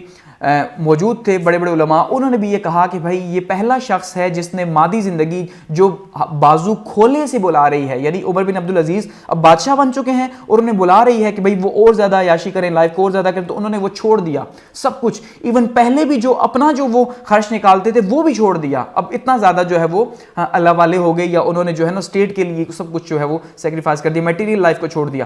مورل ویلیوز کے اوپر بات کی, یعنی اخلاقی قدریں جو گر چکی تھیں ان کو بحال کیا دوبارہ سے, اور ایکویلٹی کی بات کی, برابری کی بات کی. اب یہاں پہ برابری بڑا امپورٹنٹ ہے. برابری اس لیے امپورٹنٹ ہے کہ جب سے بنو امیہ کی حکومت آئی تھی تو ہم نے ایک کامن چیز دیکھی تھی جس کا ہم ذکر کر رہے ہیں, ظلم. جو ہسٹری کے اندر ہمیں دیکھنے کو ملتا ہے کہ انہوں نے ظلم کیا, یہ ظلم کے ساتھ حکومت کی تاکہ سپریس کیا جا سکے نیچے والے لوگوں کو, کیونکہ جب تک وہ انہیں دبایا نہیں جائے گا تو کیا ہوگا کہ وہ مانیں گے نہیں بنو امیہ کو, کیونکہ بہت بڑا جو ہے نا ان کے اگینسٹ میں محاذ کھلا ہوا تھا. لیکن حضرت عمر بن عبدالعزیز نے جو ہے وہ کیا کیا جی, وہ سب کو ایکویلٹی دی, سب کو برابر کیا, چاہے وہ قریشی ہے, قریشی کے اندر ہاشم ہے, بنو امیہ ہے, سب ہے, اپنی طرف سے انہوں نے سب کے ساتھ اچھے تعلقات رکھے, بجائے اس کے کہ وہ یہ کہتے کہ یہ شیعہ یا یہ اس کے ساتھ ایسا نہیں ہوگا, ایسا انہوں نے نہیں کیا. پراپرٹی کے بہت زیادہ اگینسٹ تھے، یعنی کہ جو جائیداد بنانا ہے، جو خاص کر کے انہوں نے بہت زیادہ تنقیدیں کی. اور ایک پوائنٹ آف ویو یہ بھی ہے کہ انہوں نے جو ہے وہ پرانے جو حکمران گزر چکے تھے ان کی قبریں کھدوائیں اور قبریں کھدوا کے ان کو دکھایا کہ بھائی ان کے جو منہ تھے وہ جو قبلہ تھا اس کی طرف سے جو ہے پھر چکے تھے. تو اس کا مطلب یہ بتانا چاہ رہے تھے کہ ان لوگوں نے اپنے لیے جائیدادیں بنائی، اپنے لیے حکومت کی، تو اس وجہ سے ان کے جو منہ ہیں وہ قبلہ کی سائڈ سے پھر چکے ہیں. تو کہا کہ جب اپنے بچوں کو کہا کہ جب میں بھی مر جاؤں تو میری قبر کو بھی اسی طرح سے قبر کشائی کرنا اور دیکھنا کہ کیا میرا منہ بھی جو ہے وہ قبلہ سے پھر چکا ہے، اور اگر پھر چکا تو سمجھ لینا کہ میں نے بھی جو ہے وہ اپنے لیے مال بنایا، نہ کہ اپنے عوام کے لیے کام کیا. تو اب اندازہ کریں، اب یہ ایک رائے ہے، اب اس میں کتنی سچائی ہے، لیکن اس میں کوئی شک نہیں کہ ان کا جو کیریکٹر تھا، جو مورل اتھارٹی تھی، وہ بنو امیہ کے اندر کسی کی ایسی نہیں گزری. تو پراپرٹی کے اگینسٹ تھے. انہوں نے کیا کیا جی؟ سب سے پہلے وہ کہتے ہیں نا کہ اپنے آپ سے سٹارٹ کرنا. تو انہوں نے اکاؤنٹیبلٹی کے اوپر بہت زیادہ فوکس کیا، احتساب کے اوپر، کہ انہوں نے احتساب سٹارٹ کر دیا کہ بھئی پراپرٹی میں بھی نہیں رکھوں گا، جائیداد میں بھی نہیں بناؤں گا، اور جائیداد میرے خاندان میں بھی کوئی نہیں بنائے گا، اور جو آلریڈی بنا چکے ہیں ان کو بھی جو ہے انہوں نے کہا کہ آپ واپس کریں. ان سے واپس لی گئی. یہاں تک مانا گیا کہ انہوں نے جس ٹائم پہ یہ اناؤنسمنٹ کی تو صبح مسجد میں گئے، فجر کی نماز سے لے کے ظہر تک کا جو ٹائم تھا یہ کیا کرتے، ان کے پاس جو انہیں تحفے تحائف ملے ہوئے تھے اس سے پہلے ایز اے گورنرشپ کے اندر، ٹھیک ہے، مدینہ کے اندر، یا ایز اے پرائم منسٹر جو کچھ انہیں ملا ہوا تھا، یہ وہ کاغذ لیتے، ان کاغذوں کو پڑھتے، ان کے اصلی مالکوں کو واپس کرتے اور انہیں پھاڑتے جاتے. ٹھیک ہے، اور یہ فجر سے لے کے ظہر تک یہ اتنا پورے کا پورا پروگرام چلتا رہا. پھر اپنے خاندان والوں کو کہا کہ آپ نے جس کی پراپرٹیز لی ہوئی ہیں واپس کرو. جتنے گورنرز تھے ان گورنرز کو کہا کہ آپ نے کسی غریب کا مال کھایا ہوا ہے، جو پراپرٹی لی ہوئی ہے وہ ساری پراپرٹی آپ بھی واپس کرو. ٹھیک ہے، وہ ساری کی ساری پراپرٹی ان لوگوں کو واپس کرو، اور ان لوگوں نے واپس کی. اس وجہ سے جو ہے انہیں بہت زیادہ مانا جاتا ہے. اور اس کے علاوہ جو میں نے لاسٹ بات کی تھی سلمان بن ملک کی، کہ اس نے جو ہے وہ سٹاپ کروا دیا کہ جو اہل بیت کے اوپر جو کرٹیسزم ہوتا تھا، ٹھیک ہے، بنو امیہ کے دور کے اندر، تو اس کو صحیح اصلی جو شکل دی وہ کس نے دی؟ عمر بن عبدالعزیز نے دی، کہ یہاں پہ آ کے وہ سارے کا سارا جو معاملہ ہے وہ سٹاپ کروایا کہ اب اس کے بعد کوئی بھی جو ہے وہ اہل بیت کے معاملے میں نہیں بولے گا، ان کے بارے میں کوئی بات نہیں کرے گا، ان کی شان میں گستاخی نہیں کرے گا. اس کے علاوہ جو فدق کا جو گارڈن تھا، جو فدق کا باغ جو تھا، ٹھیک ہے، یہ اب پورا اب اس کو ہم یہاں پہ ڈسکس نہیں کریں گے، پورا جو ہے نا اس کے اوپر اہل تشیع کی اپنی رائے ہے اور جو سنی حضرات ہیں ان کی اپنی رائے ہے. تو اہل فدق کا جو باغ ہے اس کو جو واپس کر دیا گیا، ٹھیک ہے جی، اور کیونکہ وہ نبی صلی اللہ علیہ وسلم نے اپنے ٹائم پہ اپنی زندگی کے اندر جو ہے وہ بنو ہاشم کے لیے رکھا تھا، تو انہوں نے دوبارہ سے واپس کر دیا کیونکہ یہ بنو امیہ کے کنٹرول میں آ چکا تھا، تو اس کو بھی واپس کر دیا. بیت المال کو اس کی اصلی حالت میں واپس کیا. یعنی اصلی حالت سے مراد یہ ہے کہ اس سے پہلے بیت المال جو ہے وہ اپنے خاندان کے لیے استعمال ہوتا تھا، اس کا جو پیسہ تھا وہ اپنے خاندان والوں کے اوپر استعمال ہوتا، اس کے پیسے استعمال کیے جاتے. انہوں نے کیا کیا؟ بیت المال کو لوگوں کے لیے استعمال کیا، مساکین کے لیے استعمال کیا، غرباء کے لیے استعمال کیا. یہاں تک کہ مانا جاتا ہے کہ ایک بار جب جو ہے نا عید آئی تو ان کے بچوں کے پاس کپڑے نہیں تھے، نئے کپڑے نہیں تھے پہننے کے لیے. اب ذرا بات کو سمجھیے گا. تو ان کے بچوں نے کہا کہ آپ جو ہے وہ ہمیں، وہ کافی ناراض ہوئے ان سے کہ آپ بادشاہ ہیں، خود حکمران ہیں، خلیفہ ہیں، لیکن آپ کے بچوں کے پاس ہی نہیں. تو انہوں نے کہا کہ میں تمہیں یہ ورثہ نہیں دینا چاہتا، میں تمہیں علم کا ورثہ دینا چاہتا ہوں، خدا سے ڈرانا چاہتا ہوں. تو خیر انہوں نے بچوں نے جب فورس کیا تو انہوں نے کہا اچھا میں ایسا کرتا ہوں کہ پھر ایڈوانس میں جو ہے وہ میں جو تنخواہ لے رہا ہوں اگلے ماہ کی وہ لیتا ہوں. تو انہوں نے جو ہے وہ بیت المال کو وہاں خط لکھا کہ بھائی مجھے اس طرح سے پیسے دیے جائیں اگلے مہینے کے ایڈوانس. تو وہاں پہ جو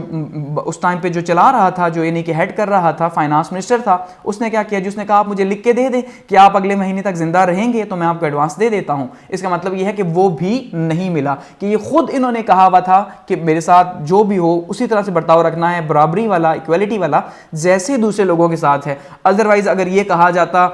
کسی اور حکمران کو بنو امیہ کے تو وہ کیا کرتا پھر؟ ایسا ہی ہے. تو یہ اس طرح کی جو ہے نا باتیں ہمیں دیکھنے کو ملتی ہیں. اسلام کی تعلیمات کو پھیلایا، ٹھیک ہے، اور کیونکہ یہ خود سچے تھے اس وجہ سے اسلام بہت تیزی سے پھیلا، بہت تیزی سے پھیلا. خاص کر کے جو نئے علاقے تھے پرشیا کے اندر، وہاں پہ بھی اسلام بہت تیزی سے پھیلا، اور جہاں سے لوگوں سے جزیہ لیا جا رہا تھا وہ جزیہ جو ہے، کیونکہ وہ لوگ مسلمان ہو چکے تھے تو ایک رائے یہ تھی کہ وہ شاید مسلمان اس لیے ہوئے ہیں کہ وہ جزیہ سے بچنا چاہتے ہیں. تو حضرت عمر بن عبدالعزیز نے کیا کیا جی؟ ان کی چھان بین کروا کے کہ بھئی آپ یہ دیکھیں کہ وہ مسلمان اگر ہو چکے ہیں تو ٹھیک ہے، ان کا فدیہ ختم کر دیں. تو ان کے خلاف فدیہ، پھر بھی کچھ یہ مانتے ہیں کہ شاید ان کے جو ہے نا فدیہ کچھ لوگوں کا ختم نہیں ہوا، تو پرشیا کے اندر ایک ریوالٹ، بغاوت بھی کے نتیجے کے طور پہ حضرت عمر بن عبدالعزیز کے اگینسٹ میں جو ہے وہ کھڑی ہوئی. اچھا، اس کے علاوہ جو ہے وہ پریزن سسٹم جو ہے وہ دوبارہ سے بحال کیا. یعنی کہ کیونکہ اب اس سے پہلے اموی خاندان جو ہے انہوں نے تو کوئی जेलों का निज़ाम रखा हुआ नहीं था, उनका तो जब दिल करता जिसको मारते, जिसको उठाते, जिसको फेंकते, जो करते, क्योंकि जुल्म के ऊपर हुकूमत खड़ी थी ना बनु उमैया की, जो एक पॉइंट माना जाता है। तो इसका मतलब ये है कि जो अब प्रिजन सिस्टम था, अब वो तो प्रिजन तो उसी के लिए होगा, जेल तो उसी के लिए होगा जिसका पहले ट्रायल होगा। तो ट्रायल का जब सिलसिला शुरू हुआ तो उसके बाद जो है दोबारा वहां पे क्या हुआ, प्रिजन बनाए गए, टैक्स रिफॉर्म्स की गई, जिससे बहुत ज्यादा टैक्स लिया जा रहा था उसको कम कर दिया, ठीक है, और गवर्नर्स की अकाउंटेबिलिटी स्टार्ट कर दी कि गवर्नर्स क्या कर रहे हैं, किस तरह कर रहे हैं। उसमें अभी हमारे पास बहुत सी रिवायतें हैं कि किस तरह गवर्नर्स की शिकायत आती है इनके पास, और फिर ये जो है ना उनसे पूछते कि बताओ भाई तुम ऐसा क्यों करते हो, ठीक है। और वेलफेयर के बहुत से काम करवाए, क्योंकि ये खुद बहुत नेक थे, इसका मतलब जो है इन्होंने आवाम के लिए जो है बहुत ज़्यादा कुछ करवाया। एजुकेशनल सर्विसेज इनके लिए बहुत ज़्यादा हैं, जैसे कि सुलेमान बिन मलिक ने भी जो है वो वजीफे वगैरह मुकर्रर किए उलमा के लिए, इस तरह से इन्होंने भी इसी तरह से किए। सोशल रिफॉर्म्स लाई, ठीक है, और शरिया के अकॉर्डिंगली हर चीज़ को किया। सबसे इंपॉर्टेंट चीज़ जो है कि शरिया के अकॉर्डिंगली किया, ना कि जो बनु उमैया ने जो एक स्टैंडर्ड सेट किया हुआ था, ठीक है, उस प्रेस करके लोगों को काम करना, वो नहीं, बल्कि हदीस के अकॉर्डिंगली, कुरान के अकॉर्डिंगली जो कुछ था उसके अकॉर्डिंगली जो है वो रिफॉर्म्स की और उसके अकॉर्डिंगली हुकूमत को चलाया। तो ये बहुत ही शानदार किस्म का वक्त जो है वो हज़रत उमर बिन अब्दुल अजीज़ का गुजरा, और बहुत शानदार किस्म की इनकी पर्सनैलिटी भी हमें देखने को मिलती है। आगे बढ़ते हैं और बात करते हैं जी हिशाम बिन अब्दुल मलिक की, और देखते हैं कि हिशाम बिन अब्दुल मलिक जो है इनके दौर में क्या क्या हुआ। इनका जो दौर रहा वो रहा 724 से लेके 743 तक, ठीक है। इससे पहले क्या हुआ कि यजीद सेकंड जो है उनका उसकी हुकूमत रही, और यजीद सेकंड की जो हुकूमत रही वो 720 से लेके 724 तक रही, यानी सिर्फ 4 साल रही, लेकिन कोई भी खातिर ख्वाह कारनामा यहाँ पे नहीं हो सका। उसके बाद हिशाम का दौर हुकूमत आया और जो काफ़ी लंबा चला। तो हिशाम के दौर हुकूमत में क्या हुआ जी, और जिस टाइम पे ये यानी कि हिशाम ने हुकूमत में बैठे तो उस टाइम पे इनकी उम्र कितनी थी, 34 साल, यानी कि 34 साल का एक नौजवान था जिसने हुकूमत जो है उस टाइम पे संभाली। और जिस टाइम पे यजीद सेकंड की वफात हुई तो उस टाइम पे ये रसाफा के अंदर थे, तो वहाँ पे इन्हें बताया गया कि भाई जो है आपको खलीफा नॉमिनेट किया गया है, तो आप वापस आए। फिर ये वापस आए और आके फिर उन्होंने तख्त नशीनी जो है वो की, उनकी तख्त नशीनी हुई। उसके बाद सबसे पहले क्या हुआ जी, तुर्किस्तान की इनकी जो है वो एक मुहिम हुई। तुर्किस्तान के अंदर यानी कि जहाँ पे वो जो टर्क कबाइल थे, जिनका हमने पहले भी जिक्र किया कि जो अक्सर बार बार प्रॉब्लम्स क्रिएट करते थे उमैया के लिए, तो उनके खिलाफ जो है वो यहाँ पे अगर आप मैप के अंदर देखिए तो ये जो इलाका है, ठीक है, तुर्किस्तान का ये इस साइड पे, यहाँ के क्योंकि ये तो ईस्टर्न बेजेंटाइन एम्पायर है, लेकिन ये जो इलाका सेंट्रल एशिया के साथ लगता है, अजरबैजान का और यहाँ पे टर्की का, तो ये जो इलाका है यहाँ पे तुर्किस्तान के इलाके के अंदर एक मुहिम भेजी टर्कों के लिए, लेकिन उसका अभी वो जंग जारी ही थी, लेकिन उनका जो लीडर था वो काफ़ी ज़्यादा प्रॉब्लम्स क्रिएट कर रहा था। और फिर काफ़ी टाइम के बाद जो है फिर यहाँ पे इनका जो लीडर है उसको कत्ल किया गया, और उसके बाद यहाँ पे अमन व अमान बहाल हुआ। इसका मतलब बहुत लंबे टाइम के बाद जो है यहाँ पे तुर्किस्तान के अंदर एक लंबी फाइट के बाद जो है वो तुर्कों को यहाँ पे आराम मिला, उससे पहले नहीं था। और उसके बाद सेंट्रल एशिया के अंदर रिवॉल्ट्स हुए, क्योंकि जब टर्क यहाँ पे प्रॉब्लम क्रिएट कर रहे थे तो यहाँ पे सेंट्रल एशिया जो इसके साथ एरिया था वहाँ पे भी प्रॉब्लम्स क्रिएट हो रहे थे, तो वहाँ पे भी जो है ये साथ साथ जंगें चल रही थी। दूसरा क्या था जी कि इन्होंने इराक का जो गवर्नर था, ठीक है, उमर बिन हबीरा को रिप्लेस करके उमर बिन हबीरा को वहाँ पे उसकी जगह भेजा, ठीक है। और उसके बाद क्या हुआ जी, उसके बाद उनको भी रिप्लेस कर दिया गया, उमर बिन हबीरा को भी, और उसकी जगह किसको भेजा गया जी, असद को भेजा गया। अब ये असद नहीं है, असद है, ठीक है, असद को भेजा गया। उसके बाद जो असद है इसको कंपेन दे के भेजा गया कि आप जाएं और जाके गौर को जो है वो फतह करें। अब गौर डायनेस्टी जो हम ऑलरेडी से पहले जो है वो इंडो पाक हिस्ट्री के अंदर स्टडी कर चुके हैं, यहाँ अगर मैप के अंदर देखें तो यहाँ पे जो गौर डायनेस्टी है, ठीक है, तो इसके लिए भेजा गया कि आप जो है वो इसे जाके फतह करें। तो असद ने क्या किया जी, असद ने उसको फतह किया, लेकिन उसके बाद फिर जो है वो कुछ प्रॉब्लम्स पैदा हो गए, तो असद को रिप्लेस किया गया, और असद को रिप्लेस करके जो है वो असारा बिन अब्दुल्ला सलमी को भेजा गया, ठीक है, उनको जो है वो वहाँ पे गवर्नर बनाया गया। और उन्होंने क्या किया, क्योंकि जो असद था वो काफ़ी ज़्यादा जज्बाती माना जाता है, बहुत ज़्यादा वो खुद से ही डिसीजंस लेना, और बनु उमैया के जो यानी इब्ने हाशिम है, हिशाम बिन अब्दुल मलिक हैं, उनकी जो सुनता नहीं था, तो ऐसे में जो है उनको रिप्लेस किया। तो रिप्लेस करके जो है फिर नए को भेजा, नए गवर्नर को भेजा। तो उसके दौर में वो काफ़ी ज़्यादा मेहरबान शख्स था। ईरान के अंदर जो है वो उस टाइम पे पर्शियन एम्पायर के अंदर काफ़ी ज़्यादा इस्लाम फैला, लेकिन वहाँ पे ईरान के अंदर काफ़ी फिर प्रॉब्लम भी पैदा हुआ, जैसे जिजिया का इशू उमर बिन अब्दुल अजीज़ के टाइम पे भी था, उन्होंने ख़त्म किया। तो यहाँ पे जिजिया लोगों से वसूल किया गया। तो हिशाम ने क्या किया, हिशाम ने कहा जिजिया को ख़त्म अगर करना है तो फिर आप ये देखें कि जो लोग मुसलमान हो रहे हैं क्या वो सच में मुसलमान हैं। तो आप ये देखें कि क्या जो है वो واقعی میں مسلمان ہیں کہ نہیں، ان کی آپ پریچنگز کو چیک کریں، آپ ان کو دیکھیں، تنہائی کے اندر دیکھیں کیا وہ نماز پڑھتے ہیں کہ نہیں، یا احکام نماز بجا لاتے ہیں کہ نہیں. تو جب انہیں دیکھا گیا کہ حقیقت میں ویسا کرتے تھے لیکن باوجود اس کے بھی جو ہے وہ جزیہ رکھا گیا، تو انہوں نے جو ہے وہ ریوالٹ کر دیا بنو امیہ کے خلاف کہ بھائی اب ہم مسلمان بھی ہیں لیکن پھر بھی آپ ہم سے جزیہ لے رہے ہیں. تو اسی دوران پھر وہاں پہ ایک تو امن ہو گیا، دوسرا جو ہے وہ ٹرکس کے خلاف جو ریوالٹ چل رہا تھا تو ان کا لیڈر جب مارا گیا، ٹھیک ہے، اور کافی ٹائم کے بعد، تو وہاں پہ بھی اس بارڈر کے اوپر بھی جو ہے وہ کچھ سکون نصیب ہوا ہشام کی حکومت کو.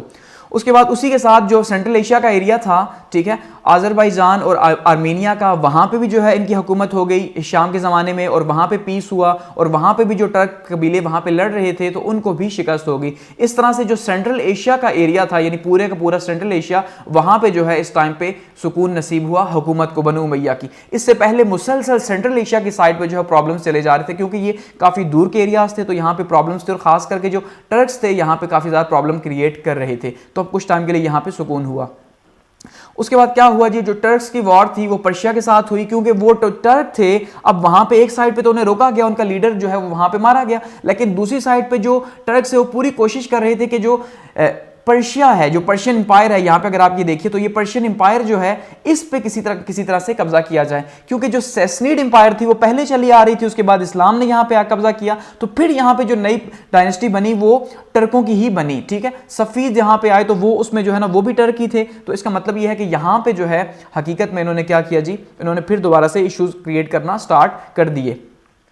اور اس کے بعد جو ہے وہ پرشیا بھی جو ہے وہ اس میں تو پہلے سے ہی امیہ کے انڈر تھا، لیکن پھر بھی یہاں پہ پرابلمز ابھی تک کریٹ ہو رہے تھے. اس کے بعد ہم اب جب دیکھیں گے آگے، جب بنو امیہ کا حکومت ختم ہوگا جیسے ہی، تو کنٹرول جو ہے وہ جو خاص کر کے جو پرشین کنٹرول ہے وہ کس کے پاس چلا جائے گا، وہ ٹرکس کے پاس چلا جائے گا، جو پھر بعد میں واپس لیا جائے گا. تو اس کے بعد نارتھ افریقہ کی سائڈ پہ جو ہے وہ کچھ ایریاز کو ایکسپینڈ کیا گیا. اب یہاں میپ کے اندر دیکھیے تو نارتھ افریقہ اس سائڈ پہ جو ایریاز ہیں یہاں پہ ایکسپینڈ کیا گیا. یہاں پہ پہلے بھی جو بربر تھے، جو بربر قبائل تھے، کافی زیادہ پرابلم کریٹ کر رہے تھے، تو ان کے ساتھ کافی وارز ہوئیں کیونکہ بغاوتیں کیا کرتے تھے اور مانتے نہیں تھے خلافت کو. تو یہاں پہ دوبارہ سے جو ہے ان کے خلاف جنگیں لڑی گئیں، اور اس بار بہت زبردست قسم کی جنگیں لڑی گئیں. ایون ایک ایسی جنگ لڑی گئی کہ جس کے اندر 1 لاکھ کے قریب جو ہے وہ بربر تھے، اور 1 لاکھ کے قریب بربر کو شکست دی گئی، کیونکہ وہاں پہ جو موجود تھے بنو امیہ کے جو جنرل تھے تو وہ اپنے خاندانوں کے سمیت لڑے. ایون ان کی عورتیں بھی جو ہے وہ کہا جاتا ہے کہ وہ بھی جنگ کے اندر شامل تھیں، تب جا کے انہیں کامیابی حاصل ہوئی اور بربرز کو وہاں سے مار بھگایا گیا، اور یہاں پہ کچھ سکون ہوا افریقہ کے اندر، اور یہاں پہ بھی جو ہے پھر حکومت بنی. اور ساتھ میں جو اسپین کا علاقہ تھا، جو پرتگال کا علاقہ تھا، وہاں پہ بھی جو ہے وہ حکومت کو مستحکم کیا گیا، اور مستحکم بنیادوں پہ وہاں پہ بھی ایک جو سسٹم سٹارٹ کیا گیا. ٹھیک ہے، تو یہ کچھ جو ہے وہ ہشام کے زمانے میں امپورٹنٹ جو ہے، خاص کر کے جو اس کی ایکسپینشن ہے اور جو حکومت کے اندر جو سکون دیا، جو کہ اتنا زیادہ ایکسپینڈ ہوا تھا، تو جو باہر کے بارڈرز تھے وہاں پہ کلیشز تھے، تو ان کلیشز کو سٹاپ کیا. یہ ہشام کا جو ہے ایک امپورٹنٹ ورک تھا، کیونکہ اس کے بعد جو آنے والے خلیفہ ہیں انہوں نے کوئی خاطر خواہ کارنامے انجام نہیں دیے. وہ صرف آتے بیٹھتے اور چل جاتے، کوئی 1 سال کے لیے آیا، کوئی 2 سال کے لیے آیا، ٹھیک ہے، کوئی 3 سال کے لیے، لیکن وہ انہوں نے کوئی بھی خاطر خواہ کارنامہ انجام نہیں دیا. جو اسٹیٹ تھی وہی تھی، اور ساتھ میں جو ہے وہ انہی کے انجے کے طور پہ انہی کے ہاتھ سے پھر جو ہے وہ بنو امیہ کی ڈائنسٹی نکلی بھی اور بنو عباس کے پاس چلی گئی. تو یعنی یہ آخری ہشام بن ملک جو ہے یہ آخری حکمران تھا بنو امیہ کا، جو ایک سٹرونگ حکمران کے طور پہ سامنے آیا، ایک سٹرونگ رولر کے طور پہ سامنے آیا، جس نے جو اسلام کی سرحدیں تھیں، ٹھیک ہے، اسلامی خلافت کی، اس کو بہت زیادہ یعنی کہ باہر پھیلا دیا. ٹھیک ہو گیا.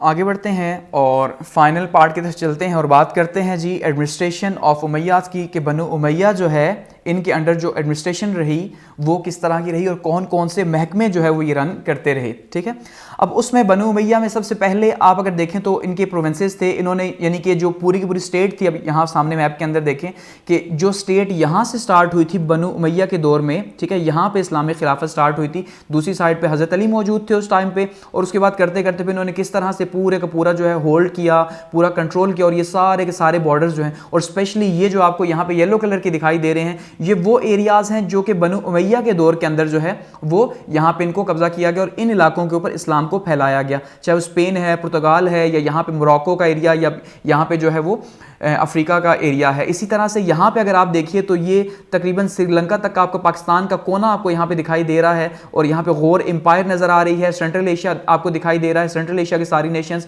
تو یہاں پہ تک جو ایریا پھیلا اور ایکسپینشن ہوئی، یہ ساری کی ساری امیہ کے انڈر ہوئی. تو اس کا مطلب ان کی ایک بہت بڑی حکومت رہی, ایک بہت بڑا جو ہے وہ ایریا تھا ان کا, تو اس کو مینج کرنے کے لیے انہوں نے بہت سے چھوٹے چھوٹے جو ہے وہ صوبوں کے اندر ان کو تقسیم کیا ہوا تھا. اب وہ جو صوبے ہیں یعنی ان کو کوئی باؤنڈریز فکس نہیں تھی. اب ایسا نہیں تھا کہ ایک صوبہ جو ہے اگر اس کو فکس کر دیا کہ وہ اتنا ہی رہے گا, تو ایسا نہیں تھا, بلکہ وہ ٹائم ٹو ٹائم چینج ہوتا رہتا تھا, وہ چھوٹا بڑا ہوتا رہتا تھا یا مرج ہوتا رہتا, کیونکہ ساتھ کے جو ایریاز تھے وہ مسلسل جو ہے وہ فتح ہو رہے تھے. تو اس میں کیا ہوتا کہ جو نیا ایریا فتح ہوتا اس کو جو پہلے سے جو وہاں پہ صوبہ چل رہا ہے اسی کے انڈر جو ہے وہ کر دیا جاتا, وہاں سے جو ٹیکس کلیکشن ہے وہاں سے وہی صوبہ کیا کرتا. تو یہ سارے کی ساری یہاں سے ٹیکس کلیکشن ہوا کرتی, اور ساری کی ساری ٹیکس کلیکشن پھر یہاں سے ڈماسکس جایا کرتی, اور ساری ڈاکومنٹیشن بھی یہاں پہ ہوتی.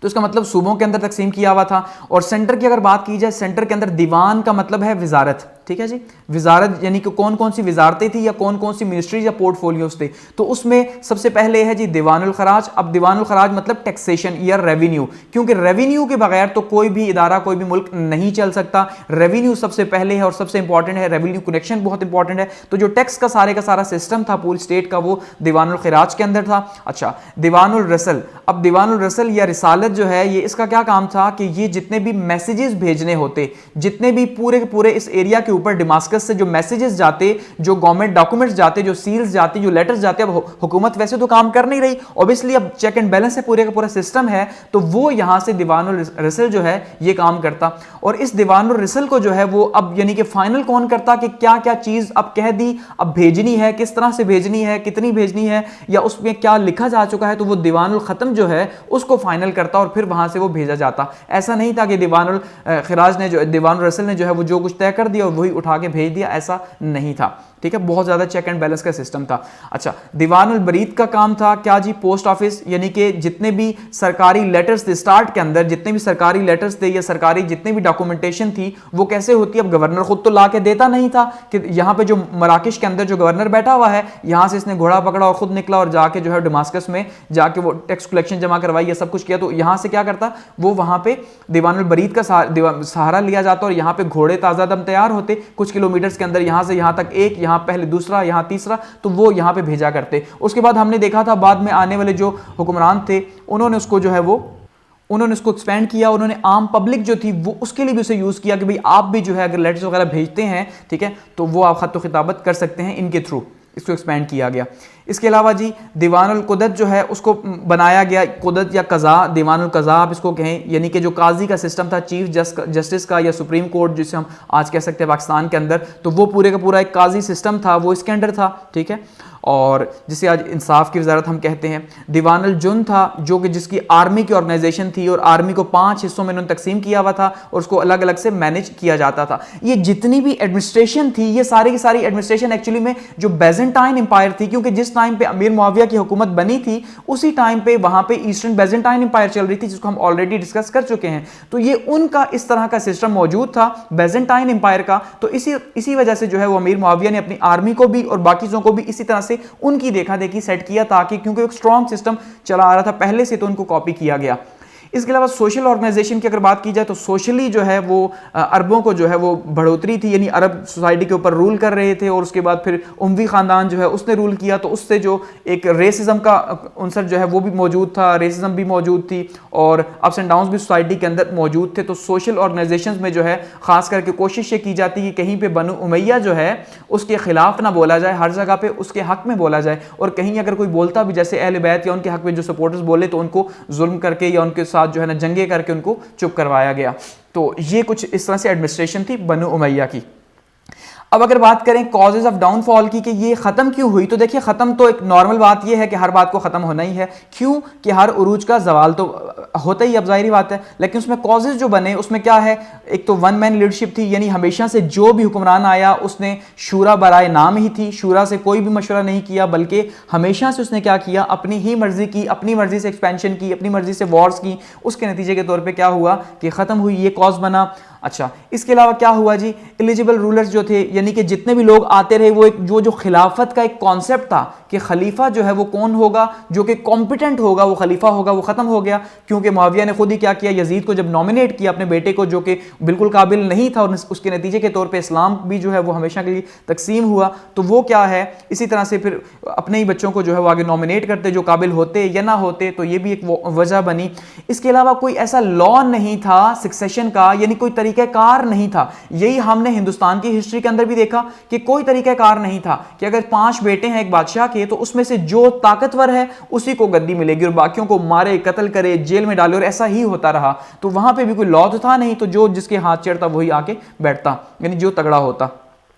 اس کے علاوہ کوئی مورل ویلیوز نہیں تھی. لوگ ان سے ویسے ہی بہت زیادہ نفرت کرتے تھے. کیوں؟ کیونکہ وہ سارا پیچھے ایشو بیان کیا جا چکا, تو اس وجہ سے ویسے بھی جو ہے نا یہ لوگوں کو سپریس کرتے, ظلم کے ساتھ حکومت کرتے, بہت سے حکمران, سب کی بات نہیں کر رہا. تو اس کے نتیجے کے طور پہ کیا ہوا کہ یہاں پہ جو ہے وہ اخلاقی گراوٹ تھی اور لوگوں کو جو خاص کر کے رشوت دی جاتی اپنے کاموں کے لیے, ٹھیک ہے, جو لوگ انہیں نہ مانتے, جو ان کے ہاتھ پہ بیعت نہ کرتے, ان کو رشوت دے کے منایا جاتا. تو یہ ایشو تھا. اچھا, ریسل ڈسکریمنیشن تھا. اچھا جی, خارجی کا ایشو تھا. یہاں پہ خواجہ نہیں, یہ خارجی ہیں. جو خارجی ہیں ان کے ساتھ مسلسل جنگیں لگی رہیں. اور ریلیجیس اسکالرز جو تھے ان کا بھی یہاں پہ رول بہت امپورٹنٹ ہے, کیونکہ ریلیجیس اسکالر اب میں نے جیسے کہا 3 حصوں کے اندر تقسیم تھے. تو ایک تو وہ تھے جو امیہ کے اپنے تھے, وہ تو ان کے حق میں بولتے, وہ تو ان کے حق میں ہی جو ہے وہ ہوتے. لیکن جو اہل بیت کے ماننے والے تھے یا جو دوسرے تھے, اہل بیت میں بھی 2 طرح سے تھے, ایک جو ہے وہ اہل تشیع تھے اور دوسرے جو ہے وہ سنی, جو آج ہم جنہیں کہتے ہیں, تو وہ تھے. تو اس میں کیا ہوا کہ وہ لوگ جو تھے وہ ان کے اگینسٹ میں بولتے, یعنی بنو امیہ کے اگینسٹ میں لوگوں کو اکساتے, کیونکہ وہ ظلم کر رہے تھے تو ان کے خلاف اکساتے. اس کا مطلب لوگوں کے دماغ میں ان کا اچھا امیج تھا ہی نہیں. تو یہ ریلیجیس اسکالرز نے بھی بہت امپورٹنٹ رول پلے کیا. اچھا, اس کے علاوہ